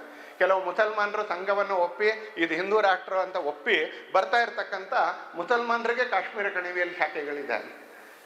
ದಕ್ಷಿಣದ ಕೇರಳದಲ್ಲಿ ಕನ್ಯಾಕುಮಾರಿಯಲ್ಲಿ ಬಹುತೇಕ ಗ್ರಾಮಗಳಲ್ಲಿ ಶಾಖೆ ಇದೆ. ಕಚ್ನ ಗಡಿಗಳಲ್ಲಿ, ರಾಜಸ್ಥಾನದ ಗಡಿಗಳಲ್ಲಿ, ಪಂಜಾಬ್ನ ಗಡಿಗಳಲ್ಲಿ ಶಾಖೆ ಇದೆ. ಮೇಘಾಲಯ, ನಾಗಾಲ್ಯಾಂಡ್, ಮಣಿಪುರ, ಈ ಥರ ಮೇಘಾಲಯ, ನಾಗಾಲ್ಯಾಂಡ್, ಮಿಜೋರಾಂ ಥರದ ಸಂಪೂರ್ಣ ಕ್ರಿಶ್ಚಿಯನ್ ಮೆಜಾರಿಟಿ ರಾಜ್ಯಗಳಲ್ಲಿ 89% ಕ್ರಿಶ್ಚಿಯನ್ರು, 91% ಕ್ರಿಶ್ಚಿಯನ್ರು, 97% ಕ್ರಿಶ್ಚಿಯನ್ರು ಇರ್ತಕ್ಕಂಥ ರಾಜ್ಯಗಳಲ್ಲಿ ಸಂಘ ಚಟುವಟಿಕೆಗಳಿದೆ, ಸಂಘ ಶಾಖೆಗಳಿದೆ. ಇನ್ನು ಹಿಂದೂಗಳೇ ಬಹುಸಂಖ್ಯಾತರಾಗಿರ್ತಕ್ಕಂಥ ಜಾಗಗಳಲ್ಲಿ ಅನೇಕ ಕಡೆಗಳಲ್ಲಿ ಬಹುತೇಕ ಗ್ರಾಮಗಳಲ್ಲಿ ಶಾಖೆ ಇದೆ. ಇಷ್ಟು ಊರುಗಳಲ್ಲಿ ಸಂಘ ಹರಡ್ಕೊಂಡಿದ್ದಾಗಲೂ ಕೂಡ V are one even after 100 years. ನಾವೊಂದು ಯಾಕೆ ಅಂತ ಕೇಳಿದ್ರೆ ನಮ್ಮ ಮನಸ್ಸಿನಲ್ಲಿ ಒಂದು ವಿಚಾರದ ಬಗ್ಗೆ ಇರ್ತಕ್ಕಂಥ ಶ್ರದ್ಧೆ, ಕಾಶ್ಮೀರದಲ್ಲಿರ್ತಕ್ಕಂಥ ಅಕಸ್ಮಾತ್ ಯಾರಾದರೂ ಮುಸಲ್ಮಾನ್ ಸ್ವಯಂ ಸೇವಕರಿದ್ದರೆ ಅವ್ರ ಮನಸ್ಸಿನಲ್ಲೂ ಈ ವಿಚಾರದ ಶ್ರದ್ಧೆ ಕಾಂಪ್ರಮೈಸ್ ಇಲ್ಲ. ಯಾರೋ ಬಂದರೆ ನಾವು ಹಿಂದೂ ರಾಷ್ಟ್ರ, ಯಾರೋ ಬರೆದಿದ್ರೆ ಹಿಂದೂ ರಾಷ್ಟ್ರ, ಯಾರೋ ಬಂದರೆ ಹಿಂದೂ ರಾಷ್ಟ್ರ ಇಲ್ರಿ ಭಾರತ ಅಂತಲ್ಲ. ನಾವು ಯಾರಾದರೂ ಬಂದರೂ ಕೂಡ ಹಿಂದೂ ರಾಷ್ಟ್ರ ಮತ್ತು ಭಾರತ, ಯಾರೋ ಬರೆದಿದ್ರು ಕೂಡ ನಾವು ಹಿಂದೂ ರಾಷ್ಟ್ರ ಮತ್ತು ಭಾರತ. ಒಬ್ರಿಗೆ ಹಿಂದೂ ರಾಷ್ಟ್ರ ಅಂತ ಹೇಳ್ತೀವಿ, ಇನ್ನೊಬ್ರಿಗೆ ಭಾರತ ಅಂತ ಹೇಳ್ತೀವಿ. ಒಬ್ರಿಗೆ ಹಿಂದೂ ಅಂತ ಹೇಳ್ತೀವಿ, ಇನ್ನೊಬ್ರು ಬಂದಾಗ ಭಾರತೀಯ ಅಂತ ಹೇಳ್ತೀವಿ. ಒಬ್ರು ಬಂದಾಗ ಹಿಂದುತ್ವದ ಭಾಷೆಯಲ್ಲಿ ಮಾತಾಡ್ತೀವಿ, ಇನ್ನೊಬ್ರು ಬಂದಾಗ ಸೆಕ್ಯುಲರ್ ಭಾಷೆಯಲ್ಲಿ ಮಾತಾಡ್ತೀವಿ. ಈ ಥರ ನಡೆಯೋದಿಲ್ಲ. ನಾವು ಯಾರು ಬಂದರೂ ಯಾರು ಬರಲಿಲ್ಲ ಅಂದ್ರು ನಮ್ದು ಹಿಂದೂ ರಾಷ್ಟ್ರವೇ, ದೇಶವಾಗಿ ಭಾರತವೇ ನಮ್ದು. ಈ ನಂಬಿಕೆಯ ಜೊತೆಗೆ ಕಳೆದ 100 ವರ್ಷಗಳಲ್ಲಿ ಯಾವುದೇ ವಿಷಯದಲ್ಲೂ ರಾಜಿ ಮಾಡ್ಕೊಳ್ಳದೆ, ಯಾವುದೇ ಸಂದರ್ಭದಲ್ಲೂ ರಾಜಿ ಮಾಡ್ಕೊಳ್ಳದೆ, ನಿಷೇಧಕ್ಕೊಳಗದಾಗ ಅದು ರಾಜಿ ಮಾಡ್ಕೊಳ್ಳಿಲ್ಲ. ಬೆಳಿಗ್ಗೆ ಹಾಗೆ ಮಾನ್ಯ ಹರೀಶ್ ಬಾಬು ಅವ್ರ ಮನೇಲಿ ಕೂತ್ಕೊಂಡಾಗ ಯಲಹಂಕ ಭಾಗದಲ್ಲಿ, ಹೆಬ್ಬಾಳದ ಈ ಭಾಗದಲ್ಲಿ, ಹೆಸರುಘಟ್ಟದ ಈ ಭಾಗದಲ್ಲಿ ರಾಮ ಜನ್ಮಭೂಮಿ ಸಂದರ್ಭದಲ್ಲಿ, ಬೇರೆ ಬೇರೆ ಸಂದರ್ಭದಲ್ಲಿ ಅರಾಜಕ ತತ್ವಗಳು ರಾಜ್ಯವನ್ನು ಆಳ್ತಾ ಇದ್ದಂಥ ಸಂದರ್ಭದಲ್ಲಿ ಸ್ವಯಂ ಸೇವಕರು ಹೇಗೆ ಈ ಭಾಗದಲ್ಲಿ ಹಿಂಸೆಗೊಳಗಾದ್ರು ಅನ್ನೋದನ್ನು ಕೂಡ ಸ್ಮರಣೆ ಮಾಡ್ತಿದ್ರು. ಆ ಥರದ ಹಿಂಸೆಗೊಳಗಾದಾಗಲೂ ಕೂಡ ನಾವು ಹಿಂದೂ ಅಂತ ಹೇಳೋದನ್ನು ಬಿಡಲಿಲ್ಲ, ಭಾರತೀಯರು ಅಂತ ಹೇಳೋದನ್ನು ಬಿಡಲಿಲ್ಲ, ನಮ್ಮ ವಿಚಾರವನ್ನು ಯಾವತ್ತೂ ಬಿಡಲಿಲ್ಲ. ನಾವ್ಯಾಕೆ why we are one even after 100 years ಅಂತ ಕೇಳಿದ್ರೆ, we never compromised on our ideology. ಯಾವತ್ತೂ ನಾವು ಶಬ್ದದಲ್ಲೂ ಕಾಂಪ್ರಮೈಸ್ ಮಾಡಲಿಲ್ಲ, ಆಚರಣೆಯಲ್ಲೂ ಕಾಂಪ್ರಮೈಸ್ ಮಾಡ್ಕೊಳ್ಳಿಲ್ಲ. ಹಾಗಾಗಿ ಸಂಘ 100 ವರ್ಷಗಳ ನಂತರ ಕೂಡ ಪ್ರಸ್ತುತವಾಗೂ ಇದೆ, ರಿಲೆವೆಂಟ್ ಆಗೂ ಇದೆ. ಅದೇ ಥರ ಯಾವ ಡೈರೆಕ್ಷನಲ್ಲಿ ಹೋಗ್ತಾ ಇತ್ತೋ ಅದೇ ಡೈರೆಕ್ಷನಲ್ಲಿ, ಅದೇ ಮಾರ್ಗದಲ್ಲಿ ನಡ್ಕೊಂಡು ಹೋಗ್ತಾ ಇದೆ. ಯಾವ ಶುದ್ಧತೆಯ ಜೊತೆಗೆ ಮುಂದೆ ಸಾಗ್ತಾ ಇತ್ತೋ, ಯಾವ purity of thought and purity of process ಮತ್ತು ಪ್ಯೂರಿಟಿ ಆಫ್ ಆಚರಣೆಯ ಶುದ್ಧತೆ, ಪ್ಯೂರಿಟಿ ಆಫ್ ಪ್ರಾಕ್ಟೀಸ್, ನಮ್ಮ ಪ್ರೊಸೆಸ್ ಪದ್ಧತಿ ಅದು ಕೂಡ, ನಮ್ಮ ಪ್ರಾಕ್ಟೀಸ್ ಆಚರಣೆ ಅದು ಕೂಡ, ನಮ್ಮ ಥಾಟ್ ವಿಚಾರ ಅದು ಕೂಡ, ಮೂರರಲ್ಲೂ ಇರ್ತಕ್ಕಂಥ ಪ್ಯೂರಿಟಿ ಏನಿದೆ, ಆ purity of thought, purity of process, purity of practice, ಆ ಮೂರರ ಶುದ್ಧತೆಯ ಕಾರಣಕ್ಕೆ ಸಂಘ ಕಳೆದ 100 ವರ್ಷಗಳಿಂದ ನಿರಂತರವಾಗಿ ನಡ್ಕೊಂಡು ಬರ್ತಾ ಇದೆ. ಇದರ ಚಟುವಟಿಕೆಗಳು ಹೆಚ್ಚಾನೆ ಇದೆ. ಉದಾಹರಣೆಗೆ ನಾನು ಅನ್ಕೊಂಡಿಲ್ಲ ಯಾವತ್ತು ವಿಜಯದಶಮಿ ಉತ್ಸವ ಈ ಥರ 1 ವಸತಿದು 2 ವಸತಿದು ಸೀಮಿತ ಮಾಡಿ ಕಾರ್ಯಕ್ರಮ ನಡೆದಿದ್ದನ್ನು ನಾನು ನೋಡಿಲ್ಲ. ಅಂತಲೇ ನಡೆದಿರ್ಬೋದು ಇತ್ತೀಚಿನ 7-8 ವರ್ಷಗಳಲ್ಲಿ. ನಾನು ಪ್ರತ್ಯಕ್ಷ ಆಚರಣೆಯ ವಿಧಾನದಲ್ಲಿ ವಿಜಯದಶಮಿ ಉತ್ಸವಕ್ಕೆ ಹೋಗಿದ್ದೀನಿ, ಯಾವ ಘಟಕದಲ್ಲಿ ನಡೆಯುತ್ತೆ ಅಂತ ತಿಳ್ಕೊಳ್ಳುವಂಥ ಪ್ರಯತ್ನ ಮಾಡದೇ ಇರುವಾಗ ನನಗೆ ಗೊತ್ತಿಲ್ಲ ಒಂದ್ಸಲಿ. ಆದರೆ ಇವತ್ತು ದೇಶದಲ್ಲಿ ಹತ್ರ 60,000 ಕಡೆಗಳಲ್ಲಿ ವಿಜಯದಶಮಿ ನಡೆಯುತ್ತೆ. ನಂಗೆ ಗೊತ್ತಿಲ್ಲ ಯಾವಾಗಾದ್ರೂ ವಿಜಯದಶಮಿ ನಡೆದಿದೆ ಈ ಥರ ಅಂತ. 100 ವರ್ಷ ಅನ್ನೋ ಕಾರಣಕ್ಕೆ ಒಂದೇ ದಿನ ಅಂತ ಕೇಳಿದರೆ ಕಷ್ಟಪಟ್ಟು ಬರಬೇಕಿಲ್ಲ, ಗಣವೇಶ ತಗೊಂಡು ಬರಬೇಕು, ಅವರೇ ತಗೊಂಡು ಬರಬೇಕು, ಸ್ಪಾನ್ಸರ್ ಇಲ್ಲ. ಸ್ಪಾನ್ಸರ್ ಮಾಡಿದ್ದಾರೆ ಅಂತ ಗೊತ್ತಾದರೆ ಮಾಡಿದವ್ರು ಕಿವಿ ಹಿಂಡ್ತಾರ ಅಂತಲ್ಲ, ಮಾಡಬಾರ್ದು ಇನ್ನೊಂದ್ಸಲಿ ಅಂತ. ಹಾಗಾಗಿ ಅವರೇ ಪ್ರಯತ್ನ ಪಟ್ಟು ಬರಬೇಕು. ಸಂಘ ವಿಸ್ತಾರ ಆಗ್ತಾ ಇದೆ, ಬರೀ ಹರಿತಾ ಇದೆ ಮಾತ್ರ ಅಲ್ಲ, ಅದರ ಪಾತ್ರ ಕೂಡ ವಿಸ್ತಾರ ಆಗ್ತಾ ಇದೆ ಅಂತ. ಹಾಗೆ ಯಾಕೆ ಪ್ರಾರಂಭ ಆಯಿತು? ಒಂದೇ ಒಂದು ಉದ್ದೇಶಕ್ಕೋಸ್ಕರ ಪ್ರಾರಂಭ ಆಯಿತು. ಏನದು ಅಂತ ಕೇಳಿದ್ರೆ, ಯಾವ ಕಾರಣಕ್ಕೆ ನಮ್ಮ ಸ್ವಾತಂತ್ರ್ಯ ಹೋಗಿತ್ತೋ, ಸ್ವಾತಂತ್ರ್ಯ ಬಂದಾಗ ಮತ್ತೆಂದೂ ಆ ಸ್ವಾತಂತ್ರ್ಯ ನಮ್ಮ ಕೊರತೆಗಳ ಕಾರಣಕ್ಕೆ ನಮ್ಮಿಂದ ದೂರ ಆಗಬಾರ್ದು ಅನ್ನೋ ಕಾರಣಕ್ಕೆ ಸಂಘ ಆರಂಭ ಆಯಿತು ಅಂತಾರೆ. ಡಾಕ್ಟರ್ ಜಿ ಇದನ್ನೇ ಯೋಚನೆ ಮಾಡಿದ್ರು. ಉಳಿದವರೆಲ್ಲರೂ ಸ್ವಾತಂತ್ರ್ಯ ಬೇಕು ಅಂತ ಆಲೋಚನೆ ಮಾಡ್ತಾ ಇರಬೇಕಾದ್ರೆ ಡಾಕ್ಟರ್ ಜಿ ನಿಜಕ್ಕೂ ಸ್ವಾತಂತ್ರ್ಯ ನಮ್ಮಿಂದ ಹೋಗಿದ್ದೆ ಯಾಕೆ? 1830ರಲ್ಲಿ ನಾವು ಸ್ವತಂತ್ರ ಆಗಿದ್ದೋ, 1820ರಲ್ಲಿ ನಾವು ಸ್ವತಂತ್ರ ಆಗಿದ್ದೋ, 1780ರಲ್ಲಿ ನಾವು ಸ್ವತಂತ್ರ ಆಗಿದ್ದೋ, 1857ರಲ್ಲಿ ನಮ್ಮ ಸ್ವಾತಂತ್ರ್ಯ ಯಾಕೆ ಹೊಟ್ಟೋಯ್ತು? 70-80 ವರ್ಷಗಳ ಕಾಲ ಬ್ರಿಟಿಷರು ನಮ್ಮನ್ನು ಯಾಕೆ ಆಳ್ತಾ ಇದ್ದಾರೆ? ಯಾಕೆ ದೇಶದಲ್ಲಿ ಅರ್ಧ ಭಾಗ ಮುಕ್ಕಾಲು ಭಾಗ ಮುಸಲ್ಮಾನ್ ರಾಜರು ಆಳೋದರಲ್ಲಿ ಸಫಲರಾದರು? ಯಾವ ಕಾರಣಕ್ಕೆ? Doctor G wanted the fundamental reason why we last independence and he wanted a corrective action so that we will never loose independence. ಆ ಸರಿ ಮಾಡ್ಕೊಳ್ಬೇಕಾಗಿರೋ ದಾರಿ ಯಾವುದು ಅಂತ ಕೇಳಿದ್ರೆ, ಮತ್ತೆಂದು ನಾವು ಸ್ವಾತಂತ್ರ್ಯವನ್ನ ಕಳ್ಕೊಳ್ಳೋಕ್ಕೆ ಅಂತ ಹೋಗ್ಬಾರ್ದು ಯಾವತ್ತೂ ಕೂಡ. ಡಾಕ್ಟರ್ ಜಿ ಆ ಮಾರ್ಗದಲ್ಲಿ ಹೊರಟರು ಅಂತಾರೆ. ಆ ಮಾರ್ಗದಲ್ಲಿ ಹೊರಟಾಗ ಅವ್ರಿಗೆ ಸಿಕ್ಕಿದಂಥ ಅತ್ಯಂತ ಬೇಸಿಕ್ ಫಂಡಮೆಂಟಲ್ ಮೂಲಭೂತವಾಗಿರ್ತಕ್ಕಂಥ ಉತ್ತರ ಏನು ಅಂತ ಕೇಳಿದ್ರೆ, ನಮ್ಮ ದೇಶದ ಎಲ್ಲರೂ ಯಾವುದೋ ಒಂದು ದಾರಕ್ಕೆ ತಮ್ಮನ್ನು ತಾವು ಪೂರ್ಣಿಸ್ಕೋಬೇಕಲ್ಲ, ಆ ದಾರನೇ ಇಲ್ಲ ಅಂತ. ಆ ದಾರ ಕಣೆ ಆಗ್ಬಿಟ್ಟಿದೆ, ಆ ದಾರ ಮಸ್ಕಾಗ್ಬಿಟ್ಟಿದೆ. ದೇಶದಲ್ಲಿರ್ತಕ್ಕಂಥವ್ರೆಲ್ಲರೂ ಯಾವುದೋ ಒಂದು ದಾರಕ್ಕೆ ಸೇರ್ಕೋಬೇಕು ಅಂತ. ಆ ದಾರಿಗೆ ಯಾವಾಗ ಸೇರ್ಕೊಳ್ಳೋದಿಲ್ವೋ ಅವಾಗ ಪ್ರತ್ಯೇಕತೆ ಹೋಗುತ್ತೆ, ಉಳಿದವ್ರು ಅದನ್ನು ಉಪಯೋಗಿಸ್ಕೊಳ್ತಾರೆ. ಡಾಕ್ಟರ್ ಜಿ ಯೋಚನೆ ಮಾಡ್ತಾರೆ, ಇಡೀ ದೇಶದಲ್ಲಿ ನನ್ನ ಒಂದು ಅನ್ನುವಂಥ ಭಾವನೆ ಅದು ಹಿಂದೂ ಅಂದರೆ ಮಾತ್ರ ಬರೋದು. ಜನ ಎಲ್ಲರ ಮನಸ್ಸಲ್ಲೂ ತಾವು ಹಿಂದೂ ಮಾತ್ರ ಅಲ್ಲ, ಹೇಳಲಿಕ್ಕೆ ಮಾತ್ರ ಅಂತಲ್ಲ, ನಾವು ಹಿಂದೂ, ಆ ಕಾರಣಕ್ಕೆ ನಾವು ಒಂದು.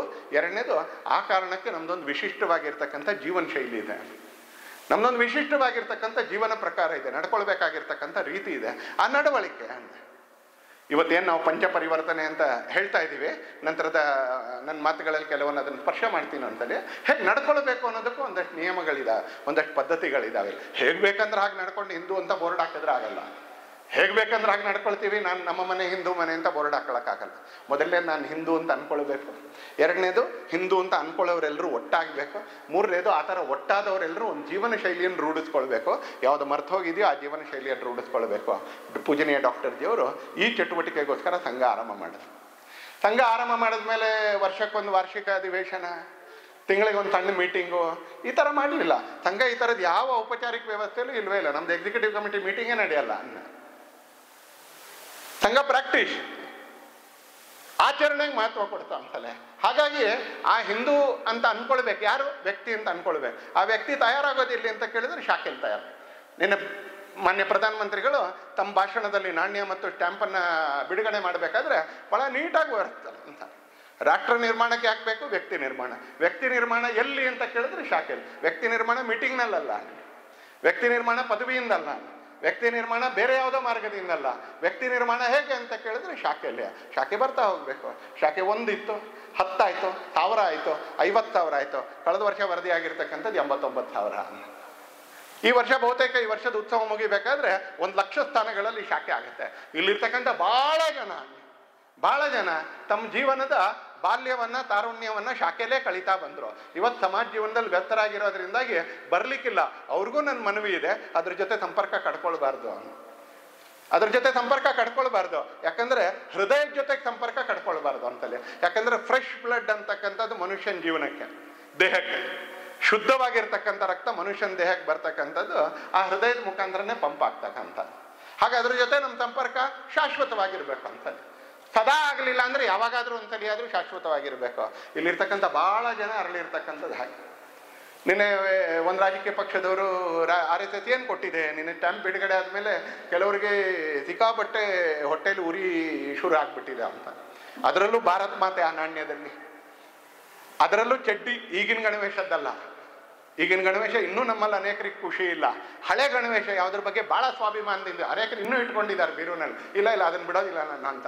ಆ ಹಳೆ ಗಣವೇಶದಲ್ಲಿ ಸ್ವಯಂ ಸೇವಕರು ಅನೇಕರಿಗೆ ನಿನ್ನೆ ಕಣ್ಣಲ್ಲಿ ನೀರು. ಯಾಕಂದರೆ ಹಳೆ ಗಣವೇಶದಲ್ಲಿ ಸ್ವಯಂ ಸೇವಕರಿದ್ದಾರೆ ಆ ನಾಣ್ಯದಲ್ಲಿ ಅಂತ. ಇದನ್ನು ನೋಡಿದ ಮೇಲೆ ನಮ್ಮ ದೇಶದಲ್ಲಿ ಒಂದು ಅರಾಜಕ ವಿಚಾರದವರಿಗೆ, ವಾಮಪಂಥಿ ವಿಚಾರದವರಿಗೆ ನಿನ್ನೆ ಬೆಳಿಗ್ಗೆಯಿಂದ ಅವರಿಗೆ ನಿದ್ದೆನೇ ಬರ್ತಾ ಇಲ್ಲ ಅಂತ. ಬೆಳಿಗ್ಗೆಯಿಂದ ನಿದ್ದೆನೇ ಬರ್ತಾ ಇಲ್ಲ ಅವ್ರಿಗೆ. ಆ ಥರ ಇವತ್ತು ಸ್ವಯಂ ಸೇವಕರು ಮಾಡ್ತಾ ಇರ್ತಕ್ಕಂಥ ಚಟುವಟಿಕೆಗಳು ಇವತ್ತು ಅವ್ರಿಗೆ ತೊಂದರೆ ಅಂತ ಅನ್ನಿಸ್ತಾ ಇರುವಂಥ ಸಂದರ್ಭದಲ್ಲಿ ನಾವು ಶಾಖೆಯ ಜೊತೆ ಸಂಪರ್ಕ ಅಂತ ಏನಿದೆ ಇದು ಯಾವುದೇ ಕಾರಣಕ್ಕೆ ನಾವು ಬಿಡಬಾರ್ದು ಅಂತ. ಪೂಜನೀಯ ಡಾಕ್ಟರ್ ಜಿಯವರು ಆ ಶಾಖೆಗೆ ಸ್ವಯಂ ಸೇವಕರನ್ನು ಕರೆದರು. ಸಣ್ಣ ಸಣ್ಣ ಚಟುವಟಿಕೆಗಳ ಮುಖಾಂತರ ಆತನನ್ನು ಒಬ್ಬ ರಾಷ್ಟ್ರ ಪ್ರೇಮಿಯಾಗಿರ್ತಕ್ಕಂಥ, ರಾಷ್ಟ್ರದ ಆರಾಧಕನಾಗಿರ್ತಕ್ಕಂಥ, ಸಮಾಜದ ಹಿತವನ್ನು ಬಯಸ್ತಕ್ಕಂಥ ಈ ಉದ್ದೇಶಕ್ಕೆ ಒಂದು ಮನಸ್ಸಿನಿಂದ ಕೆಲಸ ಮಾಡ್ತಾ ಇದ್ದಂಥ ವ್ಯಕ್ತಿಯಾಗಿ ಬದಲಾವಣೆ ಮಾಡಿದ್ರು. ಇವತ್ತು ನಾವು ಎದುರುಗಡೆ ಸ್ವಯಂ ಸೇವಕರಿದ್ದೀವಿ. ಇವತ್ತು ದೇಶದಲ್ಲಿರ್ತಕ್ಕಂಥ ಲಕ್ಷಾಂತರ ಜನ ಈ ರೀತಿ ಇವ್ರೇನು ಅಂತ ಕೇಳಿದ್ರೆ ಇವರು ಸೋಷಿಯಲ್ ಫೆವಿಕಾಲ್ಗಳು, ಇವರೇನು ಅಂತ ಕೇಳಿದ್ರೆ ಸೋಷಿಯಲ್ ಅಧೆಸಿವ್ಸ್. ಇವರು ಸಮಾಜದಲ್ಲಿ ಎರಡೂ ಇರುತ್ತೆ ಒಂದ್ಸಲಿ. ಅಧೆಸಿವ್ ಗಮ್ಮು ಇರುತ್ತೆ, ಫೆವಿಕಾಲು ಇರುತ್ತೆ, ಚಾಕು ಕತ್ರಿನೂ ಇರುತ್ತೆ ಅಂತಲೇ. ಚಾಕುನ ಕತ್ರಿನೂ ಕಟ್ ಮಾಡ್ತಾ ಹೋದರೆ ಅಧೆಸಿವ್ ಗಮ್ಮು ಜೋಡಿಸ್ತಾ ಹೋಗುತ್ತೆ ಅಂತ, ಸೂಜಿ ಜೋಡಿಸ್ತಾ ಹೋಗುತ್ತೆ, ಕತ್ರಿ ಕಟ್ ಮಾಡ್ತಾ ಹೋಗುತ್ತೆ ಅಂತಲೇ. ಇವ್ರು ಸೂಜಿ ಥರ, ಇವ್ರ ಗಮ್ ಥರ, ಇವ್ರ ಫೆವಿಕಾಲ್ ಥರ, ಇವ್ರ ಅಧೆಸಿವ್ ಥರ ವ್ಯಕ್ತಿಗಳನ್ನ ಜೋಡಿಸ್ತಾ ಹೋದರು ಅಂತಲೇ. ಆ ವ್ಯಕ್ತಿಗಳನ್ನ ಜೋಡಿಸ್ತಾ ಇವತ್ತೊಂದು ಅಪಾರವಾಗಿರ್ತಕ್ಕಂಥ ಶಕ್ತಿ ನಿರ್ಮಾಣ ಆಯಿತು. ಯಾವಾಗ ಅಪಾರವಾಗಿರ್ತಕ್ಕಂಥ ಶಕ್ತಿ ನಿರ್ಮಾಣ ಆಯಿತು, ಒಂದು ವಿಚಾರಕ್ಕೆ ಕೆಲಸ ಮಾಡುವಂಥವರು ಪರಿಶುದ್ಧ ಆಚರಣೆಯ ಜೊತೆಗೆ ನಾನು ಒಳ್ಳೆ ಕೆಲಸ ಮಾಡ್ತೀನಿ, ನಾನು ಹೇಗಾದರೂ ಇರ್ತೀನಿ ಅಂತ ಆಗೋದಿಲ್ಲ. ನಾವು ಒಳ್ಳೆ ಕೆಲಸ ಮಾಡೋದ್ರ ಜೊತೆಗೆ ನಾನು ಒಳ್ಳೆ ರೀತಿಯಲ್ಲಿ ಬದುಕಬೇಕು. ಪರಿಶುದ್ಧ ಆಚರಣೆಯ ಜನ ಸಮಾಜ ಜೀವನದ ಅನೇಕ ಕ್ಷೇತ್ರಗಳನ್ನ ಪ್ರವೇಶ ಮಾಡ್ತಾ ಹೋದರು. ಕೆಲವಕ್ಕೆ ಸಂಘನೇ ಕಳಿಸ್ಕೊಡ್ತು, ಕೆಲವನ್ನೇ ಸಂಘನೇ ಪ್ರಾರಂಭ ಮಾಡ್ತು.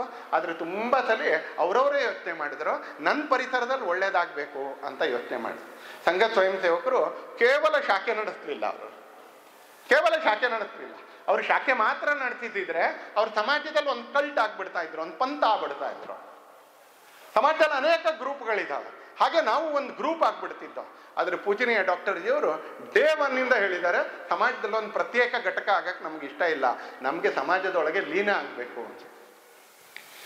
ಈಗಿನ ಸರ್ಸಂಘಚಾಲಕರು, ಪೂಜನೀಯ ಸರ್ಸಂಘಚಾಲಕರಾಗಿರ್ತಕ್ಕಂಥ ಮೋಹನ್ ಜಿ ಭಾಗವತರು ಅವರು ಕೂಡ ಇತ್ತೀಚೆಗೆ ಒಂದು 6 ತಿಂಗಳ ಕೆಳಗೆ बैठಕಲ್ಲಿ ಹೇಳಿದ್ರು, 100 ವರ್ಷ ಆಚರಣೆ ಮಾಡ್ತಾ ಇದ್ದೀವಿ ಅಂತ ನಮ್ಗೆ ಆನಂದ ಆಗ್ತಾ ಇಲ್ಲ. ನಾವು ಯಾವ ಕೆಲಸ ಮಾಡಬೇಕು ಅಂತ ಹೊರಟಿದ್ವೋ 100 ವರ್ಷ ಆದರೂ ಇದು ಮುಗಿತಾ ಇಲ್ವಲ್ಲ ಅಂತಕ್ಕಂಥ ದುಃಖ ಅಲ್ಲ, ಅದು ಒಂದು ವ್ಯಥೆಯ ಜೊತೆಗೆ ನಾವು 100ರ ಸಂಭ್ರಮದಲ್ಲಿ ಇದ್ದೀವಿ ನಾವು. ಯಾಕಂದ್ರೆ ಪೂಜನೀಯ ಡಾಕ್ಟರ್ ಜಿ ಅವರು ಹೇಳಿದ್ರು, ಯಾವಾಗ ಇಡೀ ಸಮಾಜ ಸಂಘದ ಸ್ವಯಂ ಸೇವಕರು ಯೋಚನೆ ಮಾಡಿದ ಹಾಗೆ ಮಾಡುತ್ತಾರೋ ಆಗ ನಾವು ಸಮಾಜದಲ್ಲಿ ಲೀನ ಆದ ಹಾಗೆ. ಆಮೇಲೆ ಸಮಾಜದಲ್ಲಿ ಒಂದು ಬೇರೆನೇ ಸಂಘಟನೆ, ಬೇರೆನೇ ಗಣವೇಶದ ಜೊತೆಗೆ ಬೇರೆನೇ ಕಾರ್ಯಾಲಯದ ಜೊತೆ ಕೆಲಸ ಮಾಡುವಂಥ ಅವಶ್ಯಕತೆ ಇಲ್ಲ.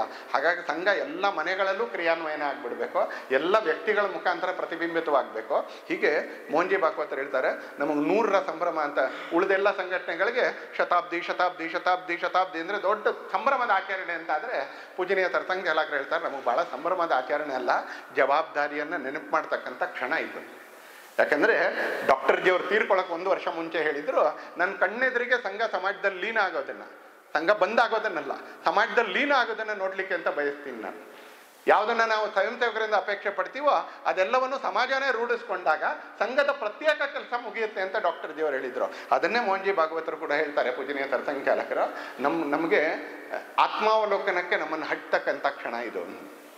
ಆದರೆ ಆ ಆತ್ಮಾವಲೋಕನ ಸಂದರ್ಭದಲ್ಲೂ ನಮಗೊಂದು ಆನಂದ ಇದೆ ಏನಂದರೆ, we have made N impact. ನಾವೊಂದು ಪರಿಣಾಮ ತಗೊಂಡು ಬಂದಿದ್ದೀವಿ ದೇಶದಲ್ಲಿ. ಇಲ್ಲಿರ್ತಕ್ಕಂಥ ಪ್ರತಿಯೊಬ್ಬ ಸ್ವಯಂ ಸೇವಕನು, ಇಲ್ಲಿರ್ತಕ್ಕಂಥ ಪ್ರತಿ ಸ್ವಯಂ ಸೇವಕರ ಕುಟುಂಬನೂ, ಇಲ್ಲಿರ್ತಕ್ಕಂಥ ಸ್ವಯಂ ಸೇವಕರ ಕುಟುಂಬದ ಮಾತೆಯರು ಕೂಡ ಸಮಾಜದಲ್ಲಿ ಒಂದು ದೊಡ್ಡದಾಗಿರ್ತಕ್ಕಂಥ ಪರಿಣಾಮ ತಗೊಂಡು ಬಂದಿದ್ದಾರೆ. ಇವತ್ತು RSS is equal to credibility, ವಿಶ್ವಾಸಾರ್ಹತೆ. ಸಂಘದ ಕಾರ್ಯಕರ್ತ ಇದ್ದಾನೆ ಅಂತ ಹೇಳಿದ್ರೆ ಚೆನ್ನಾಗಿ ಆಗೋಗುತ್ತಪ್ಪ. ಧರ್ಮಸ್ಥಳದ ವೀರೇಂದ್ರ ಹೆಗಡೆ ಅವರು ಧರ್ಮಸ್ಥಳದಲ್ಲಿ ಕನ್ನಡ ಸಾಹಿತ್ಯ ಸಮ್ಮೇಳನ ಮಾಡಬೇಕು ಅಂತಾದಾಗ ಅವ್ರು ಒಪ್ಕೊಂಡ ಮೇಲೆ ಮಾಡೋದು ಮೊದಲನೇ ಕಾಲ ಸಂಘದ ಕಾರ್ಯಕ್ಕೆ ನನಗೊಬ್ಬ ಸೆಕ್ರೆಟರಿ RSSನವನು ಬೇಕು ಅಂತ.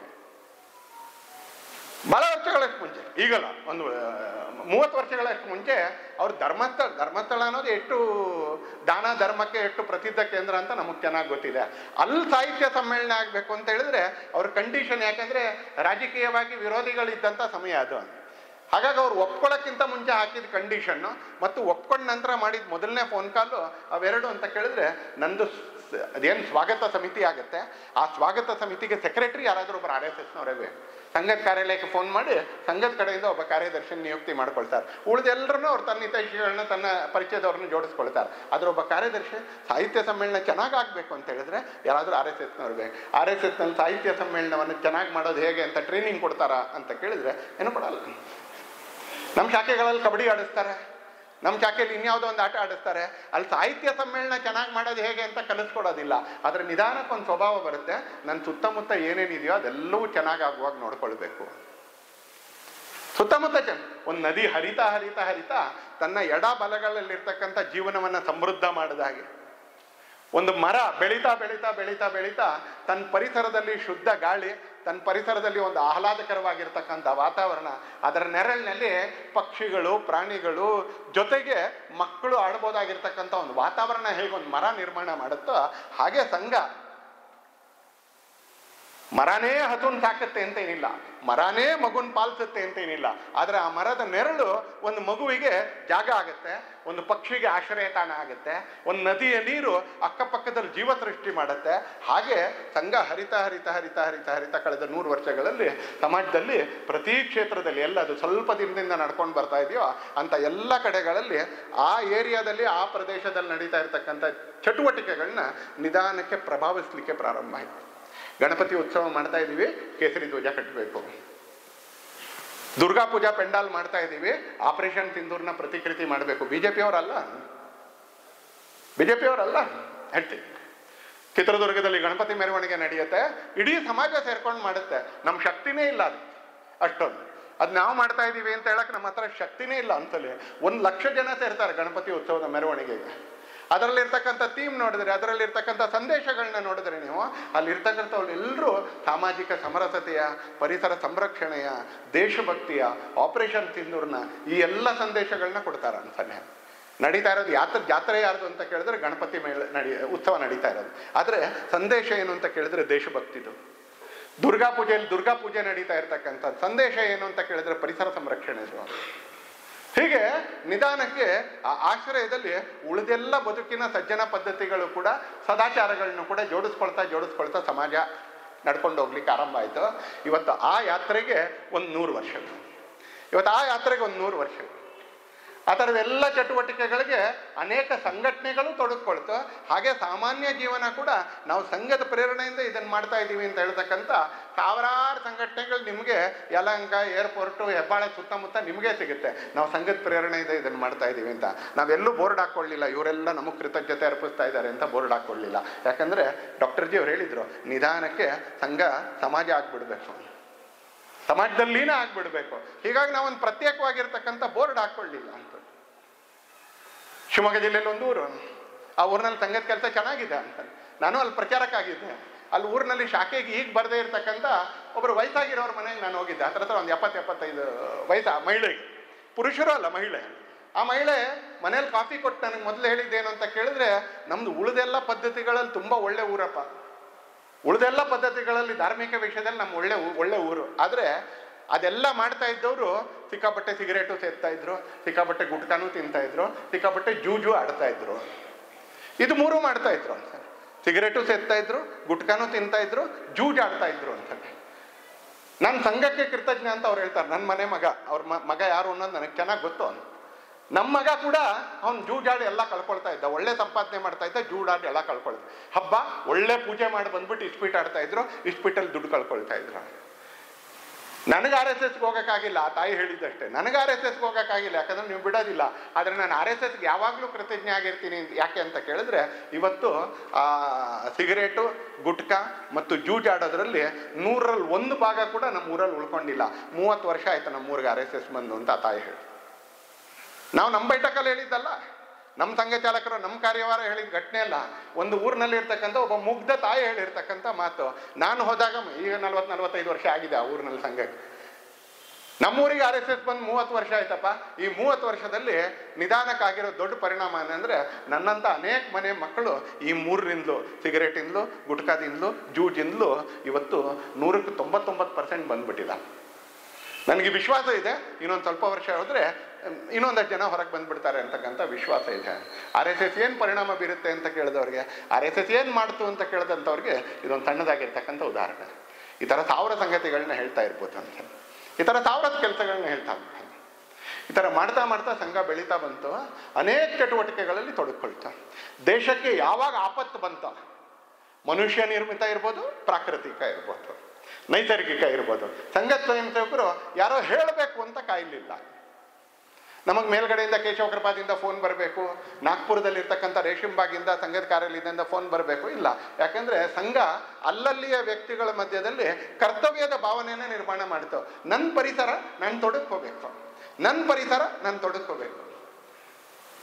2002ನೇ ಇಸ್ವಿಯಲ್ಲಿ ಒರಿಸ್ಸಾದಲ್ಲಿ ಭೀಕರವಾಗಿರ್ತಕ್ಕಂಥ ಚಂಡಮಾರುತ ಯರಾಸ್ಮಾ ಅಂತಕ್ಕಂಥ ಒಂದು ತಾಲೂಕು, 20 ವರ್ಷದ ಹಿಂದಿನ ಘಟ್ಟೆ. ನಾವು ಒರಿಸ್ಸಾಕ್ಕೋಸ್ಕರ ಇಲ್ಲಿ ಬೆಂಗಳೂರಿನ ಈ ಭಾಗದಲ್ಲೂ ಕೂಡ ವಸ್ತುಗಳನ್ನ ಸಂಗ್ರಹ ಮಾಡಿ ಕಳಿಸ್ತೀವಿ. ಇಂಗ್ಲೀಷಲ್ಲಿ ಯರಾಸ್ಮಾ ಅಂದರೆ ಎರೇಸ್ ಅನ್ನೋ ಶಬ್ದಕ್ಕೆ ಹತ್ತಿರ. ಹಾಗೆ ಆ ತಾಲೂಕು ಕೂಡ ಚಂಡಮಾರುತದಲ್ಲಿ ಹತ್ರ ಎರೇಸ್ ಆಗಿಬಿಟ್ಟಿತ್ತು. ತಾಲೂಕು ಕೂಡ ಎರೇಸ್ ಆಗಿಬಿಟ್ಟಿತ್ತು. ಹೊರಗಡೆಯಿಂದ ವ್ಯಾನ್ಗಳು ಹೋಗುತ್ತೆ, ಸರ್ಕಾರದ ವ್ಯಾನ್ ಹೋದರೆ ಆ ವ್ಯಾನ್ಗಳಿಗೆ ಆ ತಾಲೂಕು ಕೇಂದ್ರದ ಸರ್ಕಲ್ನಲ್ಲಿ ಒಬ್ಬ ಹುಡುಗ ಕಾಣಿಸ್ತಾನೆ, 16-17 ವರ್ಷದ ಹುಡುಗ ಕಾಣಿಸ್ತಾನೆ. ಅವನಲ್ಲಿ ನಿಂತ್ಕೊಂಡಿದ್ದ ಚಂಡಮಾರುತದ ಮಧ್ಯದಲ್ಲಿ. ಚಂಡಮಾರುತ ಕಡಿಮೆ ಆಗಿತ್ತು, ಅದರ ಹಾನಿ ವ್ಯಾಪಕವಾಗಿತ್ತು. ಆ ಪೊಲೀಸ್ ಅಧಿಕಾರಿ ಅವನ ಹತ್ರ ಕೇಳ್ತಾನೆ, ನೀನು ಯಾಕೆ ನಿಂತ್ಕೊಂಡಿದ್ದೀಯಾ ಅಂತ. ಆ ಕಾರ್ಯಕರ್ತ, ಆ ವ್ಯಕ್ತಿ ಹೇಳ್ತಾನೆ, ಇಲ್ಲ, ಒಂದು 2-3 ದಿವಸದಿಂದ ನೋಡಿದೆ ನಾನು, ಈ ಅಕ್ಕಿ ವ್ಯಾನ್ ಬಂದರೆ ಅಕ್ಕಿ ವ್ಯಾನೇ ಒಂದು ಊರಿಗೆ ಹೋಗುತ್ತೆ, ಆಮೇಲೆ ಮ್ಯಾಚ್ ಬ್ಯಾಕ್ಸು ಕ್ಯಾಂಡಲ್ ಇರೋ ವ್ಯಾನ್ ಬಂದರೆ ಅದು ಇನ್ನೊಂದು ಊರಿಗೆ ಹೋಗುತ್ತೆ. ಎಲ್ಲ ಊರಿಗೂ ಅಕ್ಕಿ ಹೋಗಬೇಕು, ಎಲ್ಲ ಊರಿಗೂ ಎಲ್ಲ ಮನೆಗೂ 1-2 ಮ್ಯಾಚ್ ಬಾಕ್ಸ್ ಹೋಗಬೇಕು, ಎಲ್ಲ ಊರಿಗೂ ಸ್ವಲ್ಪ ಬಟ್ಟೆ ಹೋಗಬೇಕು. ಈ ಥರ ಆಗ್ತಾ ಇಲ್ಲ. ಒಂದೊಂದು ಗಾಡಿ ಬಂದಂಗೆ ಅದೊಂದೊಂದು ಊರಿಗೆ ಹೋಗುತ್ತೆ. ಆ ಊರಿನವ್ರಿಗೆ ಅಕ್ಕಿ ಸಿಗ್ತಾ ಇದೆ, ಈ ಊರಿನವ್ರಿಗೆ ಬಟ್ಟೆ ಸಿಗ್ತಾ ಇದೆ, ಇನ್ನೊಂದು ಊರಿನವ್ರಿಗೆ ಸ್ಟೀಲ್ ಪಾತ್ರೆ ಸಿಗ್ತಾ ಇದೆ. ಹೀಗೆ ಎಲ್ಲವೂ ಸಿಕ್ಕಿದ್ರೆ ಮಾತ್ರ ಅಡುಗೆ ಮಾಡೋಕ್ಕಾಗುತ್ತೆ. ಅದಕ್ಕೆ ನಾನು ಇಲ್ಲಿ ನಿಂತ್ಕೊಂಡ್ಬಿಟ್ಟು ಯಾವ್ಯಾವ ಊರಿಗೆ ಏನೇನು ಬೇಕು ಅಂತ ನನಗೆ ಎಷ್ಟು ಗೊತ್ತಿದೆಯೋ ಅಷ್ಟು ಹೇಳ್ತಾ ಇದ್ದೀನಿ, ಅದನ್ನು ಜನ ಮಾಡ್ತಾ ಇದ್ದಾರೆ ಅಂತ.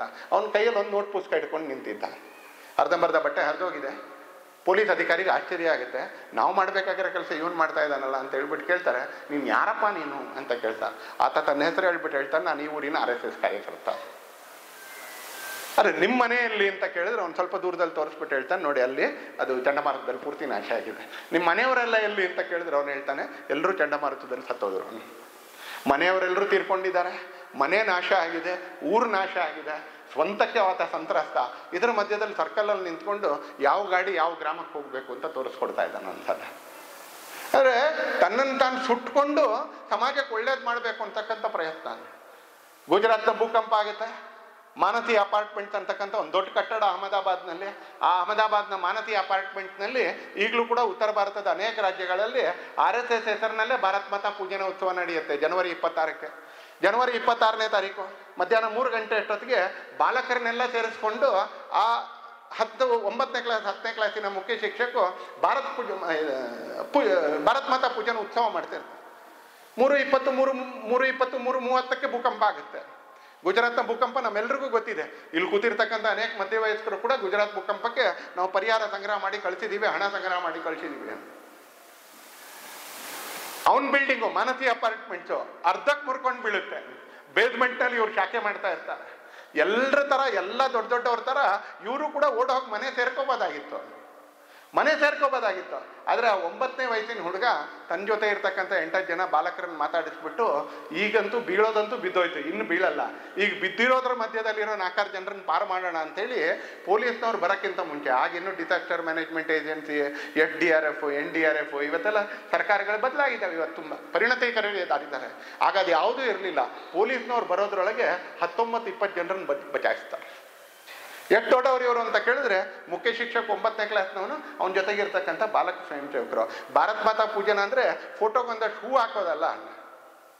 ಭಾರತ್ ಮಾತಾ ಪೂಜನ ಅಂತ ಹೇಳಿದ್ರೆ ಫೋಟೋಗೆ ಪುಷ್ಪಾಂಜಲಿ ಮಾಡ್ತಾ ಮಾಡ್ತಾ ಮಾಡ್ತಾ ದೇಶದಲ್ಲಿರ್ತಕ್ಕಂಥ ಎಲ್ಲರನ್ನೂ ಕೂಡ ಪ್ರೀತಿಸೋದು. ಬರೀ ಫೋಟೋಗೆ ಪುಷ್ಪಾಂಜಲಿ ಮಾಡೋದಲ್ಲ, ದೇಶ ಮತ್ತು ದೇಶದಲ್ಲಿರ್ತಕ್ಕಂಥ ಎಲ್ಲರನ್ನೂ ಪೂಜಿಸಂಥದ್ದು ಮಾಡ್ತಾರಂತಲೇ. ಈ ಥರದ ಸಾವಿರ ಉದಾಹರಣೆಗಳನ್ನ ನಾವು ನಿಮ್ಗೆ ಹೇಳ್ಬೋದು. ಈಗ ಹೇಳಬೇಕು, 4 ವಾರದ ಹಿಂದಿನ ಗಟ್ಟೆ ಹೇಳಬೇಕು ಅಂದರೆ ಉತ್ತರಾಖಂಡ್ನಲ್ಲಿ ಇತ್ತೀಚೆಗೆ ಮೊಬೈಲ್ ಬಂದಿರೋದ್ರಿಂದ ಎಲ್ಲಾದ್ರದ್ದು ವಿಡಿಯೋ ಸಿಗುತ್ತೆ. ಮುಂಚೆ ಪೇಪರ್ನವ್ರು ಹೋಗ್ಬೇಕಾಗಿತ್ತು ಆ ಥರದ್ದು ವಿಡಿಯೋ ತೆಗೆ.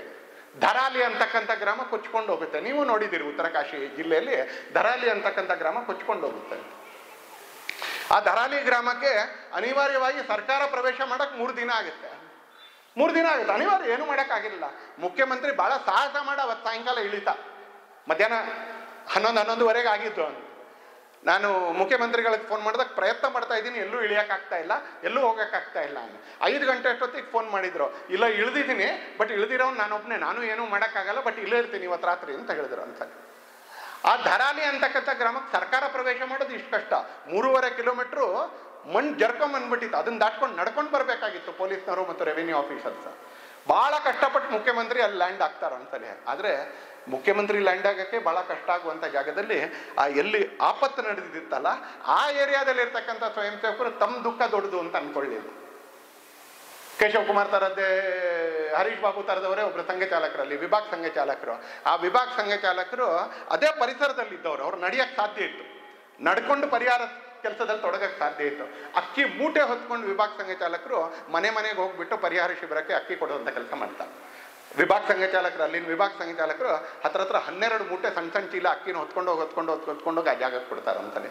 ನಾನೇನಾದರೂ ಮಾಡಬೇಕು, ಅವ್ರು ಬರಲಿಲ್ಲ, ಇವ್ರು ಬರಲಿಲ್ಲ, ನಮಗೆ ಚೆನ್ನಾಗಿ ಗೊತ್ತು ಅಂತಾನೆ. ಸ್ಕೂಲಲ್ಲಿ ಟೀಚರ್ ಇಲ್ಲ, ಗೌರ್ಮೆಂಟ್ ಸ್ಕೂಲಲ್ಲಿ ಟೀಚರ್ ಇಲ್ಲ, ಟೀಚರ್ ಅಪಾಯಿಂಟ್ ಮಾಡ್ತಾ ಇಲ್ಲ, MLAಗೆ ಬೈ, ಜಿಲ್ಲಾ ಪಂಚಾಯತ್ ಮೆಂಬರ್ಗೆ ಬೈ, ಸರ್ಕಾರಕ್ಕೆ ಬೈತಾ ಇರೋ.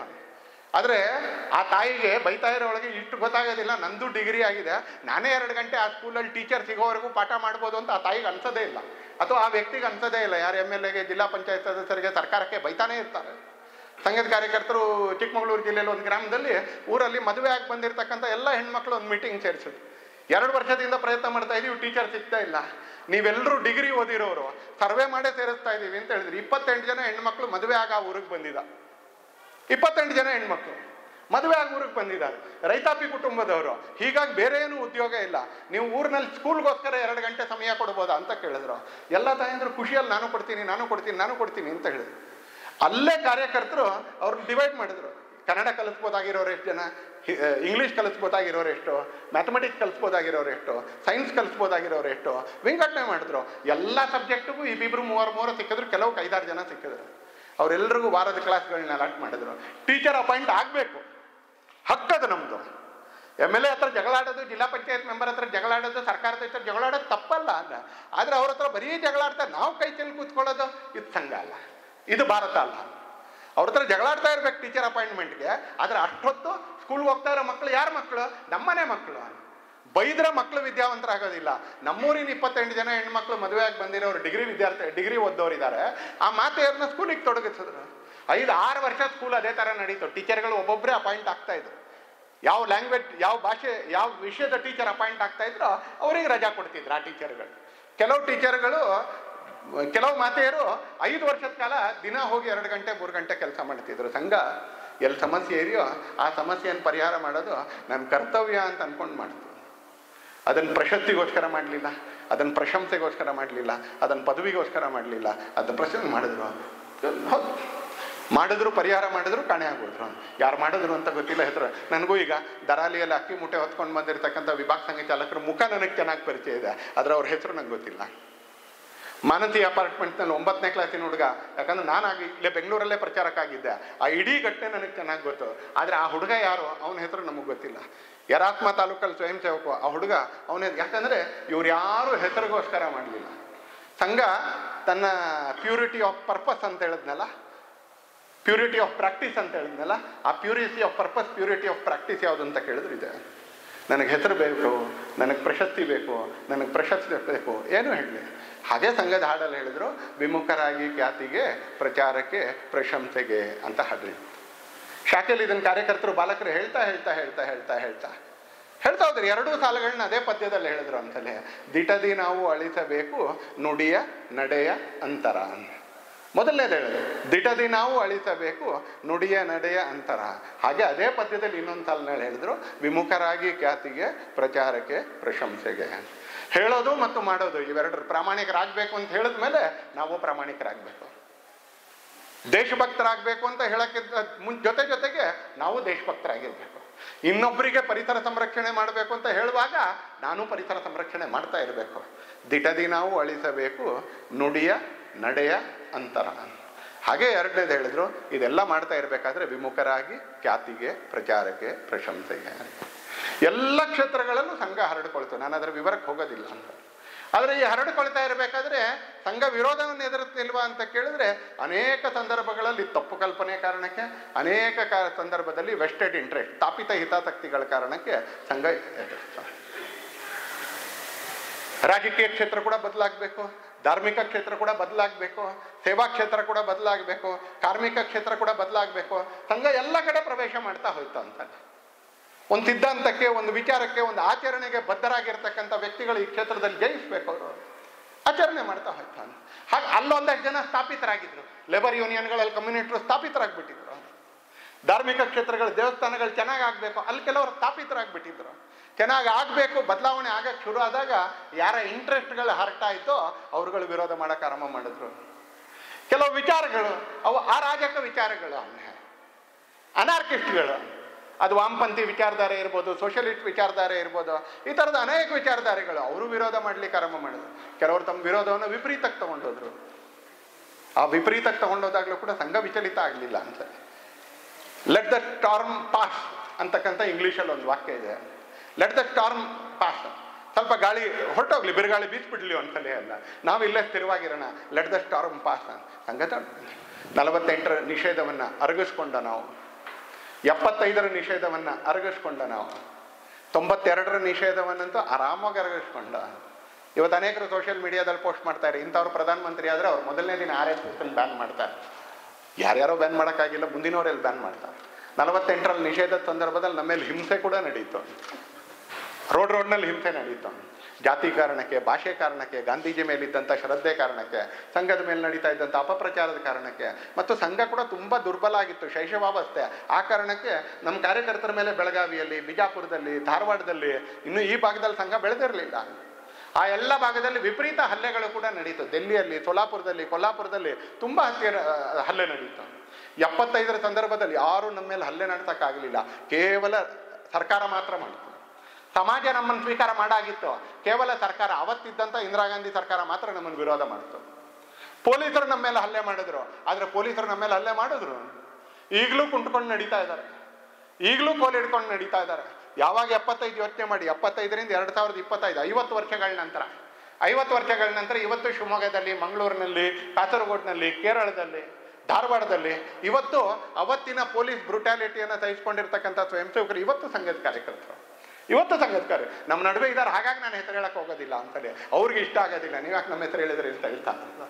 ಇವತ್ತು ಕೋಲ್ ಹಿಡ್ಕೊಂಡು ನಡೀತಾರೆ ಕೆಲವರು, ಇವತ್ತು ಕುಂಟ್ತಾನೆ ನಡೀತಾರೆ. ಪೊಲೀಸರ ಹಲ್ಲೆನ ಎದುರಿಸ್ಬೇಕಾಯ್ತು, ಸಂಘ ವಿಚಲಿತ ಆಗಲಿಲ್ಲ. 92ರಲ್ಲಿ ಅಯೋಧ್ಯೆಯಲ್ಲಿದ್ದಂಥ ವಿವಾದಿತ ಕಟ್ಟಡವನ್ನು ಧ್ವಂಸ ಮಾಡಿದಾಗ ರಾಮಭಕ್ತರು, ಅವಾಗಲೂ ಇದಕ್ಕೆಲ್ಲ ಸಂಘ ಕಾರಣ ಅಂತ ಸರ್ಕಾರ ನಿಷೇಧ ಹಾಕ್ತು. ನಿಷೇಧ ಮಾಡಿದ ಸರ್ಕಾರಕ್ಕೂ ಗೊತ್ತಿಲ್ಲ, ಅದನ್ನು ಜಾರಿಗೆ ತರಬೇಕಾಗಿದ್ದಂಥ ಪೊಲೀಸರಿಗೂ ನೆನಪಿರಲಿಲ್ಲ, ಜನಕ್ಕೆ ಯಾರಿಗೂ ಗೊತ್ತೇ ಇರಲಿಲ್ಲ. ಕೇಶವ ಕೃಪಾತ್ ಪಕ್ಕದ ಮನೆಯಲ್ಲಿ ಎಲ್ಲರೂ ಕಾರ್ಯಕರ್ತರಿದ್ರು, ದಿನ ಬೆಳಿಗ್ಗೆ ಬಂದು ಹೋಗ್ತಿದ್ರು, ಮಲ್ಕೊಳ್ಳೋದನ್ನು ಮಾತ್ರ ಅಲ್ಲಿ ಪಕ್ಕದಲ್ಲಿ ಮಲ್ಕೊಳ್ತಾ ಇದ್ರು, ಯಾರಿಗೂ ಗೊತ್ತಿರಲಿಲ್ಲ ನಿಷೇಧ. ಇವತ್ತು ಸಂಘದ ಸ್ವೀಕಾರ್ಯತೆ ಎಷ್ಟಿದೆ, ಇನ್ಯಾರಿಗೂ ನಿಷೇಧ ಮಾಡುವಂಥ ಧೈರ್ಯ ಬರಲಿಕ್ಕಿಲ್ಲ. ಇವತ್ತು ಮಾಡೋದೇ ಇಲ್ಲ ಅಂತ ಹೇಳಲ್ಲ ನಾನು ಅಂತಲೇ, ಯಾಕಂದರೆ ಮೊಹಮ್ಮದ್ ಬಿನ್ ತುಗ್ಲಕ್ ಥರದ ರಾಜರು ಜಗತ್ತಿನಲ್ಲಿ ಅವಾಗವಾಗ ಪ್ರತ್ಯಕ್ಷ ಆಗ್ತಾ ಇರ್ತಾರೆ. ಕೈಲಾಗದೇ ಇರೋದಕ್ಕೆಲ್ಲ ಕೈ ಹಾಕುವಂಥ ರಾಜರುಗಳು ಸೃಷ್ಟಿ ಆಗ್ತಾ ಇರ್ತಾರೆ ಅನ್ಸುತ್ತೆ. ಆದರೆ ಇವತ್ತು ಸಂಘದ ಸ್ವೀಕಾರ್ಯತೆ ಎಷ್ಟಿದೆ, ಯಾರೂ ಬ್ಯಾನ್ ಮಾಡೋಕ್ಕೆ ಸಾಧ್ಯನೇ ಇಲ್ಲ.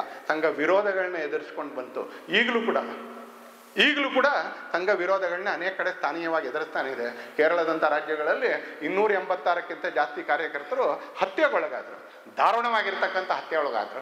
ಏನು ಪಾಪ ಅವ್ರದ್ದು ಅಂತ ಕೇಳಿದ್ರೆ, ಅವ್ರು ಭಾರತ್ ಮಾತಾ ಕಿ ಜೈ ಅಂತ ಹೇಳಿದ್ರು. ಒಂದೇ ಪಾಪ ಅವ್ರದ್ದು, ಒಂದೇ ಪಾಪ ಅವ್ರದ್ದು, ಬೇರೆ ಏನು ಪಾಪ? ಅವ್ರು ಸುಳ್ಳ್ರ ಇಲ್ಲ, ಅವ್ರು ಮೋಸ ಮಾಡಿದ್ರ ಇಲ್ಲ, ಅವ್ರೇನಾದರೂ ಅನ್ಯಾಯ ಮಾಡಿದ್ರ ಇಲ್ಲ, ಭಾರತ್ ಮಾತಾ ಕಿ ಜೈ ಅಂತ ಹೇಳಿದ್ರು. ಸಂಘ ಈ ಥರದ ಅನ್ಯಾಯ, ಅತ್ಯಾಚಾರ, ದಬ್ಬಾಳಿಕೆ ಇವೆಲ್ಲವನ್ನು ಮೀರ್ಕೊಂಡು ಬಂತು. ಇವತ್ತು ಸಂಘ ವಿಶ್ವದ ಎಲ್ಲ ಕಡೆಗಳಲ್ಲಿ ಬೇರೆ ಬೇರೆ ಸ್ವರೂಪದಲ್ಲಿ ಇವತ್ತು ಕೆಲಸ ಮಾಡ್ತಾ ಇದೆ. ಅಂಥ ಒಂದು ಪುಣ್ಯದ ಕಾಲದಲ್ಲಿ, ಅಂಥ ಒಂದು ಶ್ರೇಷ್ಠವಾದ ಕಾಲದಲ್ಲಿ ನಾವು 100ನೇ ವರ್ಷದ ಆಚರಣೆ ನಡೀತಾ ಇದೆ. ಈಗ ಭವಿಷ್ಯದ್ದು ನಮ್ಮ ಮುಂದಿನ ಹೆಜ್ಜೆಗಳನ್ನ ಕೂಡ ನಾವು ಆಲೋಚನೆ ಮಾಡಲೇಬೇಕು. ಮೊದಲನೇದಾಗಿ ಸವಾಲುಗಳು ಮುಕ್ತಾಯ ಆಗಿದೆ ಅಂತ ಏನಿಲ್ಲ. ಸಂಘದ ಕೆಲಸ ಬೆಳೆದಂಗೆ ಸವಾಲುಗಳು ಕಾಣಿಸುತ್ತೆ. ಮನುಷ್ಯ ಮೇಲಕ್ಕೆ ಹೋದಾಗೆ ಜಾಸ್ತಿ ದೂರ ಕಾಣಿಸುತ್ತೆ. ನೆಲದ ಮೇಲೆ ನಿಂತಿದ್ದಾಗ ನನಗೆ ಕಾಂಪೌಂಡ್ ವರ್ಕ್ ಮಾತ್ರ ಕಾಣಿಸುತ್ತೆ. ಒಂದು 4 ಅಡಿ ಎತ್ತರಕ್ಕೆ ನಿಂತ್ಕೊಂಡ್ರೆ ಕಾಂಪೌಂಡಿಂದ ಆಚೆದು ಕಾಣಿಸುತ್ತೆ. ಸಂಘ ಬೆಳೀತಾ ಇದ್ದಾಗೆ ಸಮಾಜದಲ್ಲಿ ಇರ್ತಕ್ಕಂಥ ಅನೇಕ ಸವಾಲುಗಳು ಗಮನಕ್ಕೆ ಬರೋಕ್ಕೆ ಆರಂಭ ಆಯಿತು. ಇವತ್ತು ಜನಸಂಖ್ಯೆ ವಿಪರೀತವಾಗಿ ಏರ್ತಾ ಇದೆ ಅನ್ನೋದು ಒಂದು ಪ್ರಶ್ನೆ ಅಂತ ಆದರೆ, ಜನಸಂಖ್ಯೆಯ ಪ್ರಮಾಣ ಇವತ್ತು ವಿಪರೀತವಾಗಿ ಬದಲಾಗ್ತಾ ಇದೆ. ಇವತ್ತು ಕೆಲವು ಜಾಗಗಳಲ್ಲಿ ನಾನು ಸಂಘದ ಕಾರ್ಯಕರ್ತ, ನಾನು ಸಂಘದ ಸ್ಥಾನೀಯ ಜವಾಬ್ದಾರಿ ಇದ್ದಾಗ ಪ್ರಚಾರಕ್ಕಾಗಕ್ಕಿಂತ ಮುಂಚೆ ನಾವು ಯಾವುದನ್ನು ಭಾಳ ಪ್ರಖ್ಯಾತವಾಗಿ ಟ್ಯಾಂಡ್ರಿ ರೋಡ್ ಅಂತ ಹೇಳ್ತಾ ಇದ್ವು. ಆ ಥರದ ಟ್ಯಾಂಡ್ರಿ ರೋಡ್ಗಳು ಮತ್ತು ಮೋದಿ ರೋಡ್ಗಳು ಪ್ರತಿ ಬಡಾವಣೆಯಲ್ಲೂ ಇವತ್ತು ಸೃಷ್ಟಿಯಾಗಿದ್ದಾವೆ. ಅಸಹಜವಾಗಿ ಎಲ್ಲ ಅನ್ಯಾಚುರಲ್ನೆಸ್ ಬರುತ್ತೋ ಅಲ್ಲಿ ಸಮಸ್ಯೆಗಳು ಸೃಷ್ಟಿ ಆಗುತ್ತೆ. ಯಾವುದೊಂದು ಡಿಮೋಗ್ರಫಿಕ್ ಪ್ರಾಬ್ಲಮ್ ಅಂತ ಹೇಳ್ತಾರೋ ಹಾಗೆ ಡಿಮೋಗ್ರಫಿಕ್ ಪ್ರಾಬ್ಲಮ್ ಇವತ್ತು ದೇಶದ ಗಡಿ ಭಾಗಗಳಲ್ಲಿ ವ್ಯಾಪಕವಾಗಿ ನಡೀತಾ ಇರಬೇಕಾದ್ರೆ ಅಲ್ಲಲ್ಲ ನಡಿಬೇಕಾದ್ರೂ ಕೂಡ ಬದಲಾಗ್ತಾ ಇದೆ. ಆ ಬದಲಾವಣೆ ಒಂದು ಷಡ್ಯಂತ್ರದ ಭಾಗವಾಗಿ ನಡೆದಾಗ, ಆ ಜನಸಂಖ್ಯೆ ಏನು ಪ್ರಮಾಣ ಬದಲಾಗುತ್ತೋ ಆ ಕಾರಣಕ್ಕೆ ಅಲ್ಲಿ ನಡಿಬಾರ್ದಾಗಿರುವಂಥ ಚಟುವಟಿಕೆಗಳು ನಡೆದಾಗ ಇದೊಂದು ಸವಾಲು. ಯಾವುದೇ ಜಾತಿ, ಯಾವುದೇ ಪಂಥ, ಯಾವುದೇ ಧರ್ಮದ ಆಚರಣೆಗಳು ಅವ್ರ ಪಾಡಿಗೆ ಅವ್ರು ಮಾಡಿದ್ರೆ ಏನು ಸಮಸ್ಯೆ ಏನಿಲ್ಲ ಅಂತಲೇ. ಆದರೆ ಯಾವುದೋ ಒಂದು ಹಂತದಲ್ಲಿ ಅಲ್ಲಿ ಗಣಪತಿ ಮೆರವಣಿಗೆ ಹೋಗೋಕ್ಕಾಗೋದಿಲ್ಲ, ಅಲ್ಲಿ ಅಮ್ಮನವ್ರ ಪೂಜೆಗೆ ಹೋಗ್ತಾ ಇರ್ತಕ್ಕಂಥ ನಮ್ಮ ತಾಯಂದ್ರು ಅಕ್ಕ ತಂಗಿಯರು ಅವ್ರು ಗೌರವಯುತವಾಗಿ ನಡ್ಕೊಂಡು ಹೋಗೋಕ್ಕಾಗೋದಿಲ್ಲ ಅಂತ ಹೇಳಿದಾಗ ಅಲ್ಲಿ ಸಮಸ್ಯೆ ಆರಂಭ ಆಗುತ್ತೆ ಅಂತಲೇ. ಇವತ್ತು ಮುಂಚೆ ಅದು ಗಡಿ ಭಾಗದಲ್ಲಿತ್ತು, ಊರಿನಲ್ಲಿ ಒಂದು ಕಡೆ ಇತ್ತು, ಇವತ್ತು ಪ್ರತಿ ಬಡಾವಣೆಯಲ್ಲಿ ಅಂಥದ್ದೊಂದು ಜಾಗ ಸೃಷ್ಟಿ ಆಗ್ತಾ ಇದೆ. ಇವತ್ತು ಡಿಮೋಗ್ರಫಿಕ್ ಕಾನ್ಫ್ಲಿಕ್ಟ್ಗಳು ಎಲ್ಲ ಕಡೆಗಳಲ್ಲಿ ಬೆಳೀತಾ ಇದ್ದಾರೆ. ಎರಡನೇದು, ಹೇಗೆ ತಂತ್ರಜ್ಞಾನ ಬೆಳೀತಾ ಬಂತು, ಆ ತಂತ್ರಜ್ಞಾನದ ಕಾರಣಕ್ಕೆ ಇವತ್ತು ಮನೆಗಳಲ್ಲಿ ಏನು ಅಸಹಜತೆ, ಅಸ್ವಸ್ಥತೆ ನಿರ್ಮಾಣ ಆಗಬೇಕೋ ಅವೆಲ್ಲ ನಿರ್ಮಾಣ ಆಗ್ಲಿಕ್ಕೆ ಆರಂಭ ಆಗಿದೆ ಅಂಶ.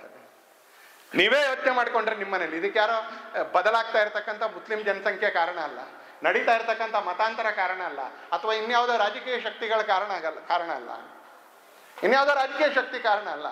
ಆದರೆ ಕೈಯಲ್ಲಿ ಬಂದಿರತಕ್ಕಂಥ ಮೊಬೈಲ್ ಹಾವಳಿ ಕಾರಣಕ್ಕೆ ನಮ್ಮ ಮನೆ ಒಳಗಡೆ ಬಂದಿರತಕ್ಕಂಥ ಶಿಥಿಲತೆಗಳು ಎಷ್ಟು ಅಂತ ನೀವೇ ಯೋಚನೆ ಮಾಡಿ. ನಾನು ಹೋಗೋ ಅನೇಕ ಮನೆಗಳಲ್ಲಿ, ಅದ್ರ ಪೈಕಿ ಕೆಲವು ಮನೆಗಳಲ್ಲಿ ಮನೇಲಿ ಸಣ್ಣ ಮಗು ಅಳಕ್ಕೆ ಶುರು ಮಾಡಿದ್ರೆ ಮೊಬೈಲಲ್ಲಿ ಏನೋ ಒಂದು ಮೊಬೈಲ್ ಗೇಮ್ ಹಾಕ್ಬಿಟ್ಟು ಅದ್ರ ಕೈ ಕೊಟ್ಬಿಡ್ತಾರೆ ಅನ್ಸಲ್ಲಿ.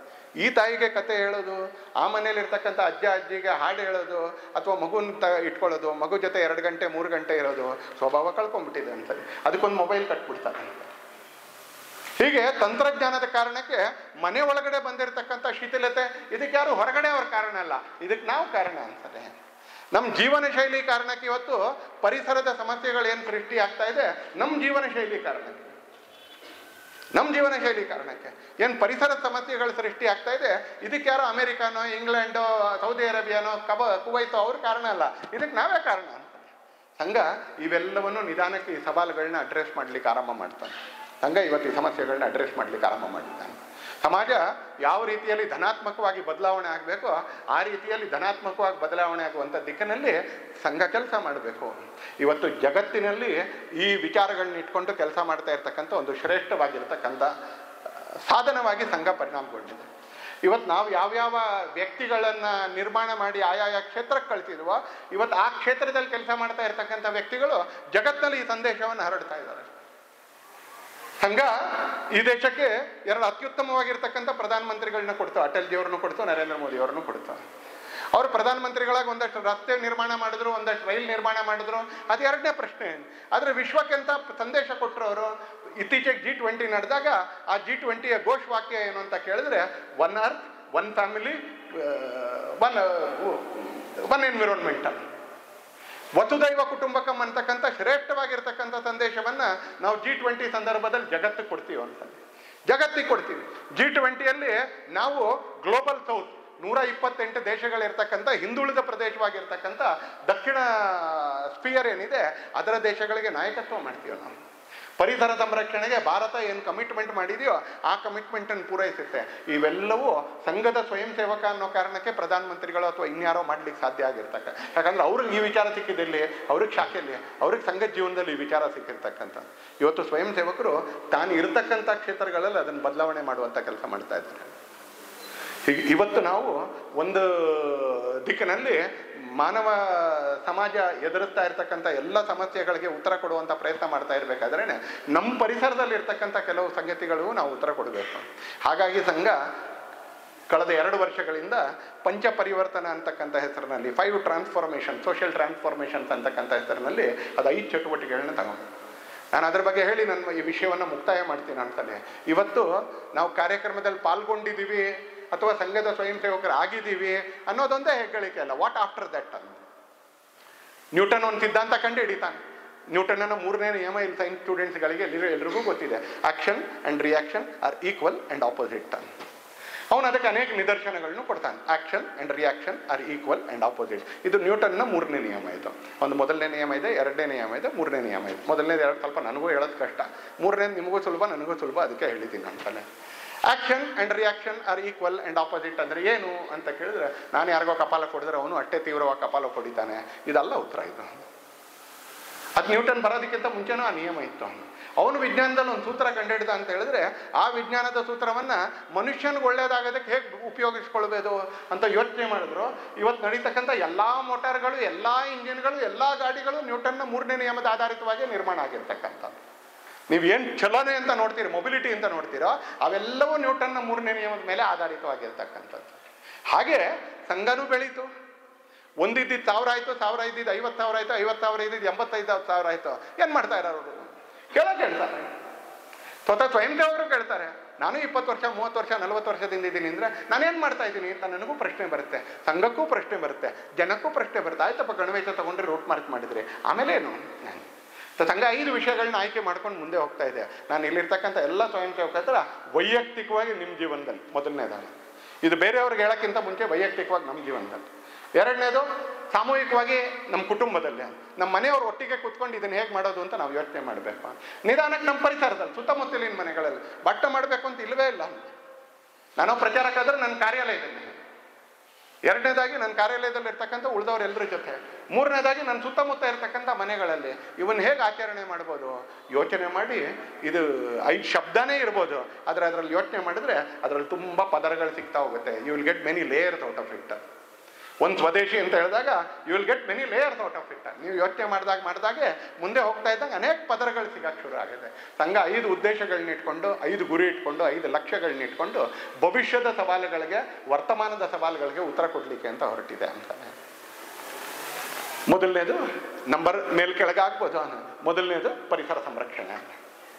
ನಮ್ಮ ಸುತ್ತಮುತ್ತ ಇರತಕ್ಕಂಥ ಪರಿಸರ ಇವತ್ತು ನಾವು ಉಳಿಯಕ್ಕೆ ಯೋಗ್ಯವಾಗಿದೆಯಾ ಅಂತ ಕೇಳಿದ್ರೆ ಯಲಹಂಕದ ಅಂತ ಭಾಗದಲ್ಲೂ, ರಾಜಾನಕುಂಟೆ ಅಂತ ಭಾಗದಲ್ಲೂ, ಸಿಂಗನಾಯಕನಹಳ್ಳಿ ಅಂತ ಭಾಗದಲ್ಲೂ ಇವತ್ತು ಭಾಳ ನಮ್ಗೆ ಉಳಿಯಕ್ಕೆ ಯೋಗ್ಯವಾಗಿದೆ ಅಂತ ಇಲ್ಲ. ಯಾರು ಮಾಡ್ಕೊಂಡಿರೋದು ಅಂತ ಕೇಳಿದ್ರೆ ನಾವೇ ಮಾಡ್ಕೊಂಡು.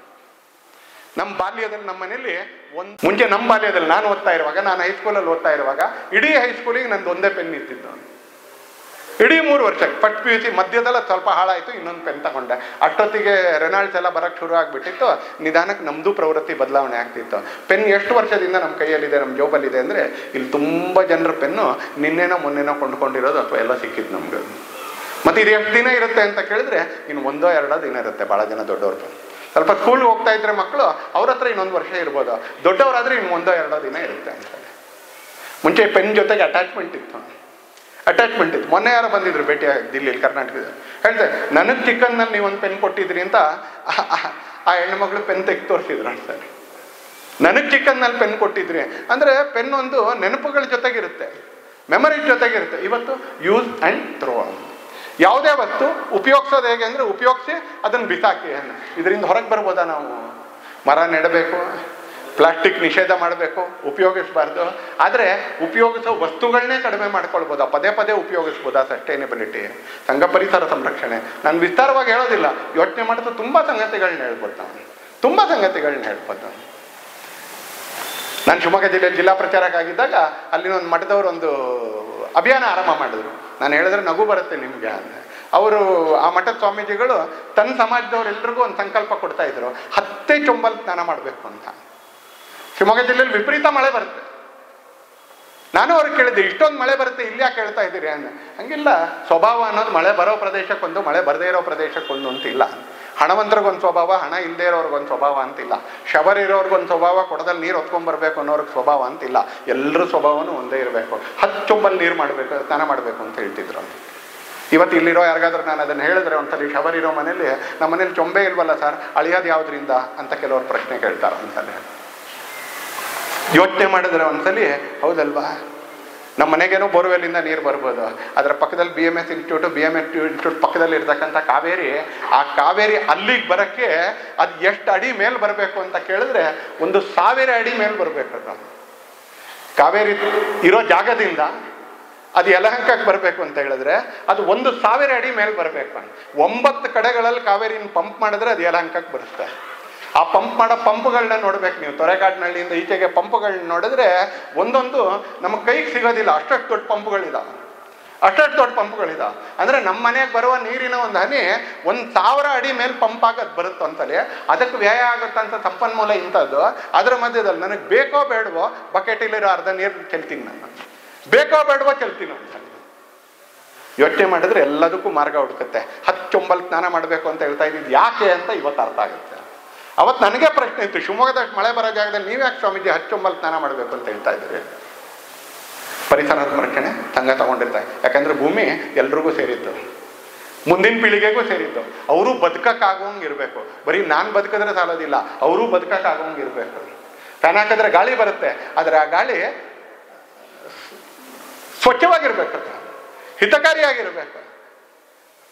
ಡೆಲ್ಲಿಯಲ್ಲಿ ಸೆಪ್ಟೆಂಬರ್ ತಿಂಗಳು ಬಂತು, ಅಕ್ಟೋಬರ್ ತಿಂಗಳು, ನವೆಂಬರ್ ತಿಂಗಳಿಗೆ ಡೆಲ್ಲಿಯಲ್ಲಿ ಓಡಾಡೋಕ್ಕಾಗೋದಿಲ್ಲ, ರಸ್ತೆಗಳಲ್ಲಿ ಓಡಾಡೋಕ್ಕಾಗೋದಿಲ್ಲ. ವಾಕಿಂಗ್ ಮಾಡೋರು ವಾಕಿಂಗ್ ಬಿಟ್ಬಿಡ್ತಾರೆ, ಎಲ್ಲರೂ ಮಾಸ್ಕ್ ಹಾಕೊಳ್ಳೋಕೆ ಶುರು ಮಾಡ್ತಾರೆ. ಕೊರೋನಾ ಕಾರಣಕ್ಕಲ್ಲ, ಅಕ್ಟೋಬರ್, ನವೆಂಬರ್, ಡಿಸೆಂಬರ್ 15ರವರೆಗೆ ಡೆಲ್ಲಿಲಿ ಓಡಾಡೋಕ್ಕೆ ಆಗೋದಿಲ್ಲ. ನಾಳೆ ಬೆಂಗಳೂರು, ಅದಾದ ನಂತರ ಯಲಹಂಕ, ಅದಾದ್ಮೇಲೆ ರಾಜಾನಕುಂಟೆ, ಅದಾದ್ಮೇಲೆ ಸಿಂಗನಾಯಕನಹಳ್ಳಿ, ಇದು ಕೂಡ ಇದೇ ವಲಯಕ್ಕೆ ಪ್ರವೇಶ ಮಾಡ್ಬೋದು. ಸಂಘ ಹೇಳ್ತಾ ಇದೆ ಪರಿಸರಕ್ಕೆ ಪೂರಕವಾಗಿ ಬದುಕಿ, ಪರಿಸರ ಇನ್ನೂ 1000 ವರ್ಷ ಇರಬೇಕು. ಎರಡನೇದಾಗಿ ಸ್ವಬೋಧ. ನಾವು ಯಾರು, ನಾವು ಹೇಗೆ ಬದುಕಬೇಕು, ನಾವು ಏನು ಉಪಯೋಗಿಸ್ಬೇಕು, ಏನು ಆಡಬೇಕು, ಸ್ವದೇಶಿ ಕಲ್ಪನೆ. 3 ಹೇಳ್ತು, ಸ್ವದೇಶಿ ವಸ್ತುಗಳನ್ನ ಉಪಯೋಗಿಸಿ. ದೀಪಾವಳಿ ಬರ್ತಾ ಇದೆ, ಬರೀ ಕುಡಿಕೆ ಮಾತ್ರ ಅಲ್ಲ, ಯಾವ್ಯಾವುದರಲ್ಲಿ ಈ ದೇಶದ ವಸ್ತು ಇದೆಯೋ ಎಲ್ಲ ಈ ವರ್ಷ ದೇಶ. ಚಾಕ್ಲೇಟ್ ಕೊಡಗಿದ್ದು ಉಪಯೋಗಿಸಿ, ಬಿಸ್ಕೆಟ್ ಊರಲ್ಲೇ ಪ್ರೊಡಕ್ಷನ್ ಮಾಡೋದು ಉಪಯೋಗಿಸಿ ಅಂತ. ಚಾಕ್ಲೇಟ್ ಏನೋ ಡೆನ್ಮಾರ್ಕಿಂದ ಬರಬೇಕು ಅಂತ ಏನಿಲ್ಲ, ಕೊಡಗಿದ ಚಾಕ್ಲೇಟ್ ಕೂಡ ಅದ್ಭುತವಾಗಿದೆ ಅಂತ. ನಮ್ಮನೆ ಡೈನಿಂಗ್ ಟೇಬಲ್, ಅದರ ಮೇಲ್ಗಡೆ ಎಷ್ಟು ವಿದೇಶಿ ವಸ್ತು ಇದೆ ನೋಡಿ, ಅದೇನು ಟೆಕ್ನಾಲಜಿ ಅಲ್ಲ. ನಮ್ಮನೆ ಡ್ರೆಸ್ಸಿಂಗ್ ಟೇಬಲ್ ಬರೀ ಹೆಣ್ಮಕ್ಳದಲ್ಲ, ಗಂಡಸರದ್ದು ಅವ್ರಿಗಿಂತ ಜಾಸ್ತಿ ಇದೆ ಇವತ್ತು. ನಮ್ಮನೆ ಡ್ರೆಸ್ಸಿಂಗ್ ಟೇಬಲ್ ಎಷ್ಟು ವಿದೇಶಿ ಇದೆ, ಎಷ್ಟು ಸ್ವದೇಶಿ ಇದೆ ನೋಡಿ ಒಂದ್ಸಲಿ. ನಮ್ಮ ಮನೆ ಬಾತ್ರೂಮಲ್ಲಿ ಇರ್ತಕ್ಕಂಥ ಶೆಲ್ಫ್ ಏನಿದೆ, ಆ ಶೆಲ್ಫಲ್ಲಿರೋ ಎಲ್ಲವನ್ನು ಇವತ್ತು ಹೋಗ್ಬಿಟ್ಟು ನಾಳೆ ಬೆಳಿಗ್ಗೆ ಸ್ನಾನ ಮಾಡುವಾಗ ಒಂದ್ಸಲಿ ನೋಡಿ ಇದರಲ್ಲಿ ಎಷ್ಟು ಸ್ವದೇಶಿ ಇದೆ, ಎಷ್ಟು ವಿದೇಶಿ ಇದೆ. ಆ TV ಭಾರತಕ್ಕೆ ಚೆನ್ನಾಗಿಲ್ಲದೆ ಇರ್ಬೋದು, CT ಸ್ಕ್ಯಾನ್ ಮೆಷಿನ್ ಭಾರತಕ್ಕೆ ಚೆನ್ನಾಗಿಲ್ಲದೆ ಇರ್ಬೋದು, ಕಂಪ್ಯೂಟರ್ ಭಾರತಕ್ಕೆ ಚೆನ್ನಾಗಿಲ್ಲದೆ ಇರ್ಬೋದು, ಫೋನು ಭಾರತಕ್ಕೆ ಚೆನ್ನಾಗಿಲ್ಲ ಅಂತ ಹೇಳೋಣ ಬೇಕಿದ್ರೆ ಹೇಳೋದಕ್ಕೆ. ಆದರೆ ಉಪ್ಪು ಭಾರತಕ್ಕೆ ಚೆನ್ನಾಗಿಲ್ಲ ಅಂತ ಹೇಳೋಕ್ಕಾಗಲ್ಲ, ತಲೆಗೆ ಹಾಕೋ ತೆಂಗಿನೆಣ್ಣೆ ಭಾರತಕ್ಕೆ ಚೆನ್ನಾಗಿಲ್ಲ ಅಂತ ಹೇಳೋಕ್ಕಾಗೋದಿಲ್ಲ, ಮೈಗೆ ಹಚ್ಕೊಳ್ಳೋ ಸಾಬೂನು ಭಾರತಕ್ಕೆ ಚೆನ್ನಾಗಿಲ್ಲ ಅಂತ ಹೇಳೋಕ್ಕಾಗೋದಿಲ್ಲ. ನಮ್ಮನೆ ಡ್ರೆಸ್ಸಿಂಗ್ ಟೇಬಲ್ಲು, ನಮ್ಮನೆ ಡೈನಿಂಗ್ ಟೇಬಲ್ಲು, ನಮ್ಮನೆ ಬಾತ್ರೂಮ್ ಶೆಲ್ಫು, ಇದು ಮೂರನ್ನು ಸ್ವದೇಶಿ ಮಾಡಿದ್ರೆ ನಮ್ಮನೆ 50% ಸ್ವದೇಶಿ ಆಗ್ಬಿಡುತ್ತೆ. ಹಬ್ಬ ಹರಿದಿನಗಳ ದಿನ ದೇವಸ್ಥಾನಕ್ಕೆ ಹೋಗ್ಬೇಕಾದ್ರೆ ಜೀನ್ಸ್ ಹಾಕೊಂಡು ಹೋಗ್ಬೇಕು ಅಂತೇನಿಲ್ಲ. ಯಾಕಂದ್ರೆ ಯಾವ ಗಂಡಸರಾಗ್ಲಿ ಹೆಂಗಸರಾಗ್ಲಿ ಜೀನ್ಸಲ್ಲಿ ನಮಸ್ಕಾರ ಮಾಡೋಕ್ಕಾಗೋದೇ ಇಲ್ಲ. ದೇವಸ್ಥಾನಕ್ಕೆ ಹೋದ್ಮೇಲೆ ನಮಸ್ಕಾರ ಮಾಡಬೇಕಲ್ಲ. ನಾವೇ ಯಾರ ಥರ ಒಂದು ಸ್ವಲ್ಪ ಮಂಡಿಗೆ ನಮಸ್ಕಾರ ಮಾಡೋದಲ್ಲ. ಕರ್ನಾಟಕದಲ್ಲಿ ಪಾದಕ್ಕೆ ನಮಸ್ಕಾರ ಮಾಡಬೇಕು, ಕರ್ನಾಟಕದಲ್ಲಿ ಅಷ್ಟಾಂಗ ನಮಸ್ಕಾರ ಮಾಡಬೇಕು. ನಾವೆಲ್ಲ ಎಡಗಲೆ ಒಂದು ಸ್ವಲ್ಪ ಹಿಂಗೆ ಕೈ ಮುಟ್ಟಿದ್ರೆ ಆಗೋದಿಲ್ಲ, ನಮ್ಗೆ ಪಾದಕ್ಕೆ ನಮಸ್ಕಾರ ಮಾಡಬೇಕು. ದೇವಸ್ಥಾನದಲ್ಲಿ ಪೂಜೆಗೆ ಅನುಕೂಲ ಆಗ್ತಕ್ಕಂಥ, ಮನೆಗೆ ಅನುಕೂಲ ಆಗುವಂತಕ್ಕಂಥ ವೇಷ ಹಾಕ್ಬೋದಲ್ಲ ಅನ್ಸಲ್ಲಿ. ಮನೇಲಿ ಉಪಯೋಗಿಸೋ ಭಾಷೆ ಭಾರತದ ಭಾಷೆ ಆಗ್ಬೋದಲ್ಲ ಅನ್ಸಲ್ಲಿ. ಅಪ್ಪ ಅಮ್ಮ ಅಕ್ಕ ತಂಗಿ ಚಿಕ್ಕಪ್ಪ ಚಿಕ್ಕಮ್ಮ, ಪಲ್ಯ ಸಾಂಬಾರು ಸಾರು ಕೂಟು ಅನ್ನ ಚಿತ್ರಾನ್ನ, ಮನೇಲಿ ಉಪಯೋಗಿಸೋವಂಥ ಶಬ್ದಗಳು ಅದು ಕನ್ನಡದಲ್ಲೋ ತೆಲುಗುನಲ್ಲೋ ಮಲಯಾಳದಲ್ಲೋ ಬಂಗಾಳಿಲೋ ಒಡಿಯಾದಲ್ಲೋ. ಅದಕ್ಕೆ ಯಾಕೆ ಇಂಗ್ಲೀಷ್ ಬೇಕು ಅಂತ ಸೈಡ್ಸ್ ಬಡಿಸ್ಲಾ ಅಂತೆ. ಏನು ಸೈಡ್ಸ್ ಅಂದರೆ ಏನು? ಅದು ಕೋಸಂಬರಿಯೋ, ಅದು ಪಲ್ಯವೋ, ಅದು ಗೊಜ್ಜೋ, ಅದು ಚಟ್ನಿಯೋ, ಯಾವುದದು ಸೈಡ್ಸ್ ಅಂದರೆ? ಕಲರ್ ರೈಸ್ ಬರುತ್ತಲ್ಲ ಅಂತ ಬರುತ್ತೆ, ಎಲ್ಲ ಬರುತ್ತೆ ಅಂತಾನೆ. ಆ ಕಲರ್ ರೈಸ್ ಅಂದರೆ ಯಾವುದದು? ಹಳದಿ ಇದ್ರೆ ನಮ್ಮ ದೇಶದಲ್ಲಿ ಚಿತ್ರಾನ್ನ. ಪ್ರತಿಯೊಂದಕ್ಕೂ ಶಬ್ದ ಇದೆ ಅಂತಾನೆ. ನಮಗೆ ಬೇಕಾಗಿರುವಂಥ ಅದಕ್ಕೆ ಭಾರತದ ಭಾಷೆಗಳನ್ನ ಬಳಸ್ಬೋದಾ? ಇಷ್ಟೇ. ಮೂರನೇದು ಸಾಮಾಜಿಕ ಸದ್ಭಾವನೆ. ಜಾತಿಯ ಕಾರಣಕ್ಕೆ ಭಾಷೆಯ ಕಾರಣಕ್ಕೆ ಅಂತರ ಇರಬಾರ್ದು ನಮ್ಮ ಹತ್ರ, ಮೇಲು ಕೀಳು ಅನ್ನೋದು ಇರಬಾರ್ದು. ಮನೆಯ ಆಚರಣೆಗಳಲ್ಲಿ ಮೇಲು ಕೀಳು ಇರಬಾರ್ದು. ಮೂರನೇದು. ನಾಲ್ಕನೇದು ಮೌಲ್ಯಯುತವಾಗಿರ್ತಕ್ಕಂಥ ಕುಟುಂಬಗಳಾಗಬೇಕು. ಅಪ್ಪ ಅಮ್ಮ ಅಜ್ಜ ಅಜ್ಜಿ ಮೊಮ್ಮಕ್ಕಳು. ಮನೆಯಲ್ಲಿ ಒಂದು ಒಳ್ಳೆ ವಾತಾವರಣ ಇರಬೇಕು, ಒಂದು ಒಳ್ಳೆ ವಾತಾವರಣ. ಒಂದು ಕಾಲೇಜಲ್ಲಿ ಒಬ್ಬ ಟೀಚರು ಸಿಲೆಬಸ್ ಮುಗಿದಿದೆ ಅಂತ ಕ್ಲಾಸಲ್ಲಿ ಇದ್ದಂಥ ಎಲ್ಲ ಹೆಣ್ಮಕ್ಳಿಗೆ ಒಂದು ಪ್ರಶ್ನೆ ಕೇಳ್ತಾರೆ. ಸಿಲೆಬಸ್ ಮುಗಿದಿತ್ತು, ಹೀಗೆ ಇನ್ಫಾರ್ಮಲ್ ಆಗಿ ನಿಮ್ಮ ಬೆಸ್ಟ್ ಫ್ರೆಂಡ್ ಯಾರು ಅಂತ ಪ್ರಶ್ನೆ ಕೇಳ್ತಾರೆ. ಅಲ್ಲಿದ್ದವರೆಲ್ಲ ಯಾರ್ದೋ ಒಬ್ರದ್ದು ಹೆಸರು ಹೇಳ್ತಾರೆ. ಇವತ್ತೆಲ್ಲ ಬೆಸ್ಟ್ ಫ್ರೆಂಡ್ ಅಂತ ಒಂದು ಬಂದಿದೆ, ಎಲ್ಲದರಲ್ಲೂ ಜೊತೆಗಿರ್ತಾರೆ ಅನ್ನೋರು. ಸ್ವಲ್ಪ ನೆಗೆಟಿವ್, ಅದು ಭಾಳ ಪಾಸಿಟಿವ್ ಅಂತೇನಿಲ್ಲ. ಎಲ್ಲರೂ ಹೆಸರು ಹೇಳ್ತಾ ಹೋಗ್ತಾರೆ. ಒಬ್ಬ ಹೆಣ್ಮಕ್ಳು ಎದ್ದು ನಿಂತ್ಕೊಂಡವಳು ಅವಳು ಹೇಳ್ತಾಳೆ ನಮ್ಮಮ್ಮ ನನ್ನ ಬೆಸ್ಟ್ ಫ್ರೆಂಡು ಅಂತ ಹೇಳ್ತಾರೆ. ಟೀಚರು ಸೇರಿಸಿ ಉಳಿದವರೆಲ್ಲರೂ ನಗ್ತಾರೆ ನಮ್ಮಮ್ಮ ಬೆಸ್ಟ್ ಫ್ರೆಂಡು ಅಂತ ಹೇಳಿದಾಗ. ನಾ ಹೇಳ್ದಲ್ಲ ಒಂದು ಸ್ವಲ್ಪ ನೆಗೆಟಿವ್ ಅದು ಅನ್ನೋದಕ್ಕೆ. ಟೀಚರ್ ಅದೇ ಥರದ ನೆಗೆಟಿವ್ ಪ್ರಶ್ನೆ ಕೇಳ್ತಾರೆ. ನಿಮ್ಮಮ್ಮಂಗೆ ನೀನು ಮಾಡೋದೆಲ್ಲ ಹೇಳ್ತೀಯಾ ಅಂತ ಕೇಳ್ತಾರೆ. ನಾನು ಹೇಳಿದ್ದು ಕನ್ನಡದ ಕಾರಣ ಕೆಲವ್ರಿಗೆ ಅರ್ಥ ಆಗದೆ ಇರ್ಬೋದು. ಆ ಟೀಚರ್ ಆ ಹೆಣ್ಮಗಳಿಗೆ ಕೇಳ್ತಾರೆ, PUC ಓದ್ತಾ ಇದ್ದಂಥ ಹೆಣ್ಮಗಳಿಗೆ, ನೀನು ಮಾಡೋದೆಲ್ಲ ನಿಮ್ಮ ಅಮ್ಮಂಗೆ ಹೇಳ್ತೀಯಾ ಅಂತ. ಆ ಹೆಣ್ಮಗಳಿಗೆ ಒಂದು ಸ್ವಲ್ಪ ಸಿಟ್ಟು ಬರುತ್ತೆ ಅಂತೇಳಿ ಆಕೆ 2 ವಾಕ್ಯ ಹೇಳ್ತಾರೆ. Value based system, value based family ಅಂತ ಹೇಳಿದ್ರೆ ಲೆಕ್ಕ ಹಾಕಿ ಅಂತಲ್ಲಿ ಈ ಥರದ ಸಂಗತಿಗಳು. ಆಕೆ 2 ವಾಕ್ಯ ಹೇಳ್ತಾಳೆ. ನಾನು ಮಾಡೋದನ್ನೆಲ್ಲ ನಮ್ಮ ಅಮ್ಮಂಗೆ ಹೇಳ್ತೀನಿ ಅಂತ ಹೇಳಿ 2ನೇ ವಾಕ್ಯನೂ ಟೀಚರ್ ತಮಾಷೆ ಮಾಡಿದ್ರಲ್ಲ ಅದಕ್ಕೋಸ್ಕರ 2ನೇ ವಾಕ್ಯನೂ ಹೇಳ್ತಾಳೆ, ನಾನು ಅಮ್ಮಂಗೆ ಹೇಳ್ಬೋದಾಗಿರೋದನ್ನು ಮಾತ್ರ ಮಾಡ್ತೀನಿ ಅಂತ. 2 ವಾಕ್ಯ ಹೇಳ್ತಾಳೆ. ನಾನು ಮಾಡೋದನ್ನೆಲ್ಲ ನಮ್ಮ ಅಮ್ಮಂಗೆ ಹೇಳ್ತೀನಿ, ನಮ್ಮ ಅಮ್ಮಂಗೆ ಏನು ಹೇಳ್ಬೋದು ಅದನ್ನು ಮಾತ್ರ ಮಾಡ್ತೀನಿ ಅಂತ. ಇವತ್ತು ನಮ್ಮ ಮನೆಗಳಲ್ಲಿ ಎಷ್ಟು ಧೈರ್ಯ ಇದೆ ಇದನ್ನು ಹೇಳೋಕ್ಕೆ. ಯಾರ ಕೈಗೆ ಬೇಕಾದರೂ ಮೊಬೈಲ್ ಕೊಟ್ಟು ಹೋಗ್ತೀವ ನಾವು. ಸ್ನಾನ ಮಾಡೋಕ್ಕೆ ಹೋಗಬೇಕು, ಸ್ವಲ್ಪ ಇಟ್ಕೊಂಡಿರಿ, ಯಾರ್ದೋ ಒಬ್ರದ್ದು ಫೋನ್ ಬರುತ್ತೆ ಅಂತ ಕೊಟ್ಟೋಗೋ ಧೈರ್ಯ ಇದೆಯಾ ನಮಗೆ? ಪಾಸ್ವರ್ಡ್ ಬೇರೆ ಅಕೌಂಟಿದ್ದು ಪಾಸ್ವರ್ಡ್ ಬೇರೆ, ಅದನ್ನು ಯಾರಿಗೂ ಕೊಡಬೇಕು ಅಂತೇನಿಲ್ಲ. ಬಾಟಕ್ಕೆ ಅಂತ 1.5 ಗಂಟೆ ಬರಬೇಕು. ಈಗಲೂ ಸಿಕ್ಕಿಸ್ಕೊಂಡೇ ಬರ್ತೀನಿ ಎಲ್ಲಾದರೂ ಮೊಬೈಲನ್ನು, ಯಾರಾದರೂ ತಗೊಂಬಿಟ್ರೆ ಕಷ್ಟ ಅಂತ. ಇವತ್ತು ಓಪನ್ ಇಲ್ಲ ಮೊಬೈಲು, ಇನ್ನೊಬ್ರಿಗೆ ಕೊಡೋಕ್ಕಾಗಲ್ಲ ಮೊಬೈಲನ್ನು ನಾವು. ಹಾಗೆ ಮನೇಲಿ ಮಕ್ಕಳು ಕೂಡ ಅಂತ. ಯಾಕೆ ಕೋಣೆಗಳು ಬೇಕು ಅಂತ ಕೇಳಿದ್ರೆ ಸಾರ್ವಜನಿಕವಾಗಿ ಇರೋಕ್ಕೆ ಆಗಲ್ಲ. ಇವತ್ತು ಸಾರ್ವಜನಿಕವಾಗಿ ಇರೋಕ್ಕೆ ಆಗೋದಿಲ್ಲ. ಯಾಕೆ ಪರಿಸ್ಥಿತಿ ಸಾರ್ವಜನಿಕವಾಗಿ ಇರೋಕ್ಕಾಗೋದಿಲ್ಲ? ಹೈಡ್ ಮಾಡುವಂಥದ್ದು ಮನೆಗಳಲ್ಲಿ ಯಾಕೆ ಇರಬೇಕು? ಯೋಚನೆ ಮಾಡಬೇಕೆಲ್ಲ ಮನೆಗಳು. ನಾಳೆ ಬೆಳಿಗ್ಗೆಯಿಂದ ಇದಕ್ಕೆ ರೂಲ್ಸ್ ಮಾಡೋಕ್ಕಾಗಲ್ಲ. ಮನೆ ರೂಲ್ಸಿಂದ ನಡೆಯಲ್ಲ, ಯಾವ ಮನೇನೂ ರೂಲ್ಸಿಂದ ನಡೆಯಲ್ಲ. ಬೆಳಿಗ್ಗೆ 8:30 ತಿಂಡಿ, 12:30 ಊಟ. ಇದು ಕೇಶವ ಕೃಪಾದಲ್ಲಿ ಬೋರ್ಡ್ ಹಾಕ್ಬೋದು, ಮನೆಯಲ್ಲಿ ಬೋರ್ಡ್ ಹಾಕೋಕ್ಕಾಗಲ್ಲ. ಮನೆ ನಿಯಮದಿಂದ ನಡೆಯಲ್ಲ. ಮನೆ ಪದ್ಧತಿಯಿಂದ, ಸಿಸ್ಟಮ್ಸಿಂದ, ಪ್ರೋಸೆಸ್ಸಿಂದ, ನಡವಳಿಕೆಯಿಂದ, ಆಚರಣೆಯಿಂದ, ಆ್ಯಟಿಟ್ಯೂಡಿಂದ, ಮನೋಭಾವದಿಂದ ಮನೆ ನಡೆಯುತ್ತೆ ಅಂತಲೇ. ಹಾಗೆ ಒಂದು ಕುಟುಂಬ ಆ ಥರದೊಂದು ವ್ಯಾಲ್ಯೂ, ಅದು ಸಮಾಜಕ್ಕೊಂದು ರೀತಿಯಲ್ಲಿ ಶಕ್ತಿ ಆಗಬೇಕು. ಪ್ರತಿ ಕುಟುಂಬನೂ ಸಮಾಜಕ್ಕೊಂದು ಶಕ್ತಿ ಆಗಬೇಕು. 4ನೇದು ನಾಗರಿಕ ಶಿಷ್ಟ. 5ನೇದು ನಾಗರಿಕ ಕರ್ತವ್ಯ. ಸಮಾಜದಲ್ಲಿ ನಾವು ಒಟ್ಟಿಗೆ ಇರಬೇಕಾದ್ರೆ, ವಿಶೇಷವಾಗಿ ಅರ್ಬನ್ ಕೇಂದ್ರಗಳ ನಿರ್ಮಾಣ ಆದಮೇಲೆ ನಾವೊಂದಷ್ಟು ಕಾಮನ್ ನಿಯಮಗಳನ್ನ ನಾವು ಪಾಲಿಸ್ಬೇಕು. ಅದು ರಸ್ತೆಯಲ್ಲಿ ಎಡಗಡೆಗೆ ಹೋಗೋದು, ಫುಟ್ಪಾತ್ ಆದರೆ ಬಲಗಡೆಯಲ್ಲಿ ಹೋಗೋದು ಅಂತಾನೆ ಸಾಮಾನ್ಯ ನಿಯಮಗಳು. Signal, tax returns. ನಾನು ದೊಡ್ಡವನು, ನನಗೇನು ಕೇಳೋದು, ನನ್ನ ಲೀಡ್ರ್ ನಾನು. ಹಾಗಾಗಲ್ಲ ಅಂತ ಎಡವಟ್ಟಾಗುತ್ತೆ ಅಂತಾನೆ. ಎಷ್ಟು ಟ್ರಾಫಿಕ್ ಜಾಮ್ಗಳು ನಾವು ಅನುಭವಿಸ್ತೀವಿ ಅಂತಲೇ. ಎಲ್ಲ ಟ್ರಾಫಿಕ್ ಜಾಮ್ಗಳು ಯಾರೋ ಒಬ್ಬ ಗಾಡಿಯವನ ಕಾರಣಕ್ಕೆ ಅನುಭವಿಸೋದು, ಎಲ್ಲರ ಕಾರಣಕ್ಕಲ್ಲ, ಒಬ್ಬನ ಕಾರಣ. ಅವನೊಬ್ಬನಿಗೆ ಅನ್ಸುತ್ತೆ ನಾನು ಮೊದಲು ಹೋಗ್ಬೇಕು ಎಲ್ರಿಗಿಂತ. ಅವನು ಹೋಗೋದಿಲ್ಲ, ಆಮೇಲೆ ನಾವು ಯಾರೂ ಹೋಗಲ್ಲ. ಅವನಾದರೂ ಹೋಗ್ತಾರ ಅಂತ ಹೇಳಿದ್ರೆ ಬಿಟ್ಬಿಡ್ಬೋದು. ಆತನೂ ಹೋಗಲ್ಲ, ನಾವು ಯಾರೂ ಹೋಗೋದಿಲ್ಲ. ಯಾಕೆ? ಅಲ್ಲೊಂದು ಕಾಮನ್ ರೂಲ್ಸ್ ಇದೆ, ಒಬ್ಬರಿಂದ ಒಬ್ರು ಹೋಗ್ಬೇಕು. ಒಬ್ಬ ಅದನ್ನು ಭಂಗ ಮಾಡೋಕ್ಕೆ ಪ್ರಯತ್ನ ಪಡ್ತಾನೆ. ಸಿವಿಕ್ ಡ್ಯೂಟೀಸ್ ಅಂತ ಇದಾವೆ, ನಾಗರಿಕ ಕರ್ತವ್ಯಗಳು ಅಂತಿದೆ. ಸಂಘ ಈ 5 ಇವತ್ತು ತಗೊಂಡು ಮುಂದೆ ಹೊರಟಿದೆ ಅಂತೇಳಿ. ಪರಿಸರ ಸಂರಕ್ಷಣೆ, ಸ್ವದೇಶಿ, ಸ್ವಬೋಧ, ಪರಿಸರ ಸಂರಕ್ಷಣೆ, ಕುಟುಂಬ ಪ್ರಬೋಧನ ಮತ್ತು ನಾಗರಿಕ ಕರ್ತವ್ಯ. ಇದು ಜಗತ್ತಿಗೆ ಇದು, ಕೇವಲ ಭಾರತಕ್ಕಲ್ಲ, ಕೇವಲ ಹಿಂದೂಗಳಿಗಲ್ಲ, ಕೇವಲ ಸ್ವಯಂ ಸೇವಕರಿಗೂ ಕೂಡ ಅಲ್ಲ. ಅದು it is not only for us, it is not only for swayamsevak, it is for every one.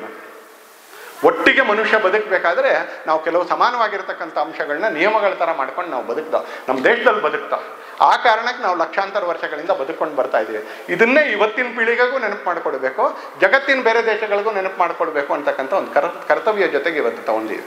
ಹಾಗೆ ಕೆಲವು ಸವಾಲುಗಳು ಇದೆ, ಹಾಗೆ ಪಂಚಪರಿವರ್ತನದ ಕೆಲಸನೂ ಇದೆ. ಇವತ್ತು 100 ವರ್ಷ ಆಗಿರ್ತಕ್ಕಂಥ ಸಂದರ್ಭದಲ್ಲಿ ಈ ಸವಾಲುಗಳಿಗೂ ನಾವು ಉತ್ತರ ಕೊಡಬೇಕು, ಹಾಗೆ ಈ ಪಂಚಪರಿವರ್ತನದ ಕೆಲಸಗಳಿಗೂ ನಾವು ಉತ್ತರ ಕೊಡಬೇಕು, ಅದಕ್ಕೂ ಮುಂದೆ ತಗೊಂಡು ಹೋಗ್ಬೇಕಂತ. 100ನೇ ವರ್ಷದ ಸಂದರ್ಭದಲ್ಲಿ ಇದು ಮತ್ತೆ ವಿಶ್ರಾಂತಿ ತಗೊಳ್ಳುವಂಥ ಸಂಭ್ರಮದಲ್ಲಿ ಕಳೀತಕ್ಕಂಥ ಸಮಯ ಅಲ್ಲ. ನಾನು ಆಗಲೇ ಪೂಜನೀಯ ಮೋಹನ್ಜಿ ಭಾಗವತರು ಹೇಳಿರ್ತಕ್ಕಂಥ ವಾಕ್ಯ ಆರಂಭದಲ್ಲಿ ಹೇಳ್ತೇನೆ ನಿಮ್ಗೆ ಒಂದ್ಸಲಿ. 100 ವರ್ಷ ಆಗಿದೆ ಅನ್ನೋದು ಆತ್ಮಾವಲೋಕನಕ್ಕೆ, ಚಿಂತನೆಗೆ ಹಚ್ಚತಕ್ಕಂಥ ಸಂದರ್ಭ. 100 ವರ್ಷ ಆದಮೇಲೆ ಇನ್ನೂ ನಮ್ಮ ಕೆಲಸ ಪೂರ್ತಿ ಯಾಕಾಗಲಿಲ್ಲ? ನಮ್ಗೆ ಹೊಸ ಗಣವೇಶ ಮಾರಾಟ ಆಗುತ್ತೆ, ಹೆಮ್ಮೆ ವಿಷಯ ಅಲ್ಲ ಇದು. ಮಾರಾಟ ಆಗಲೇಬೇಕು, ಹೆಮ್ಮೆ ವಿಷಯ ಅಲ್ಲ. ಸಂಘ ಸಮಾಜದಲ್ಲಿ ಏನೋ ಒಂದು ಕೆಲಸ ಮಾಡಿ ಮುಗಿಸ್ಬೇಕು ಅಂತಿತ್ತಲ್ಲ, ಅದು ಇನ್ನೂ ಮುಗಿಲಿಲ್ವಲ್ಲ 100 ವರ್ಷ ಆದಮೇಲೂ ಕೂಡ. ಈಗಲೂ ಕೂಡ ಹಿಂದೂ ಹೆಸರಿಟ್ಕೊಂಡಿರೋರು ರಾಮನನ್ನು ಈಗಲೂ ವಿರೋಧ ಮಾಡ್ತಾರೆ. ಹಿಂದೂ ಹೆಸರಿಟ್ಕೊಂಡಿರ್ತಕ್ಕಂಥವ್ರು ಭಾರತ್ ಮಾತೆಗೆ ಧಿಕ್ಕಾರ ಅಂತ ಕೂಗ್ತಾರೆ. ಹಿಂದೂ ಹೆಸರಿಟ್ಕೊಂಡಿರ್ತಕ್ಕಂಥವ್ರು ಮತಾಂತರಕ್ಕೆ ಪ್ರೋತ್ಸಾಹ ಕೊಡ್ತಾರೆ. ಹಿಂದೂ ಹೆಸರಿಟ್ಕೊಂಡಿರ್ತಕ್ಕಂಥವ್ರು ಭಾರತಕ್ಕೆ ವಿರೋಧ ಮಾಡ್ತಾರೆ. ಎಷ್ಟು ದಿನಗಳ ಕಾಲ ಹೀಗೆ ಇರಬೇಕು? ಅವ್ರನ್ನ ಒಳ್ಳೆಯವ್ರನ್ನಾಗಿ ಮಾಡಬೇಕು, ಇಲ್ಲ ಅವ್ರನ್ನ ವ್ಯವಸ್ಥೆಯ ಒಳಗಡೆ ನಿಯಮದ ಪ್ರಕಾರ ನಿವಾರಣೆ ಆದರೂ ಮಾಡಬೇಕು ಅನ್ಸಲಿ. ಆದರೆ ಕೆಲಸ ನಮ್ದು ಇನ್ನೂ ಬಾಕಿ ಇದೆ, ಕೆಲಸ ಇನ್ನೂ ಬಾಕಿ ಇದೆ. ಸಂಘ ಯಾವ ಕಾರಣಕ್ಕೆ ಸೃಷ್ಟಿ ಆಯಿತೋ, ಮನುಷ್ಯ ಸಂಕಲ್ಪದ ಕಾರಣಕ್ಕೆ ಸಂಘ ಯಾವ ಕಾರಣಕ್ಕೆ ಸೃಷ್ಟಿ ಆಯಿತೋ ಆ ಕೆಲಸ ಇನ್ನೂ ತುಂಬ ಬಾಕಿ ಇದೆ.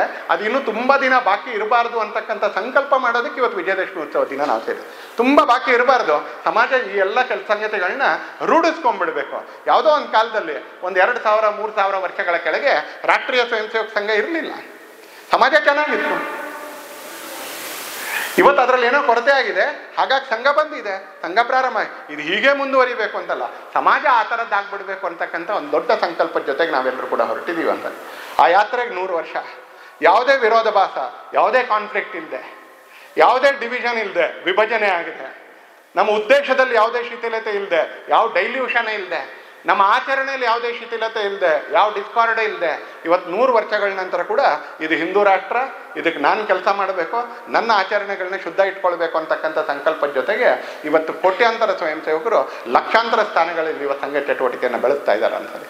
ಈ ಸವಾಲುಗಳನ್ನ ಎದುರಿಸ್ತಕ್ಕಂಥ ಒಂದು ಸ್ಥಿತಿಯನ್ನು ಪಂಚಪರಿವರ್ತನೆಗೆ ನಾವು ಮಾಧ್ಯಮ ಆಗ್ತೇವೆ. We should become the medium for the social transformation that the Sangh is aiming for.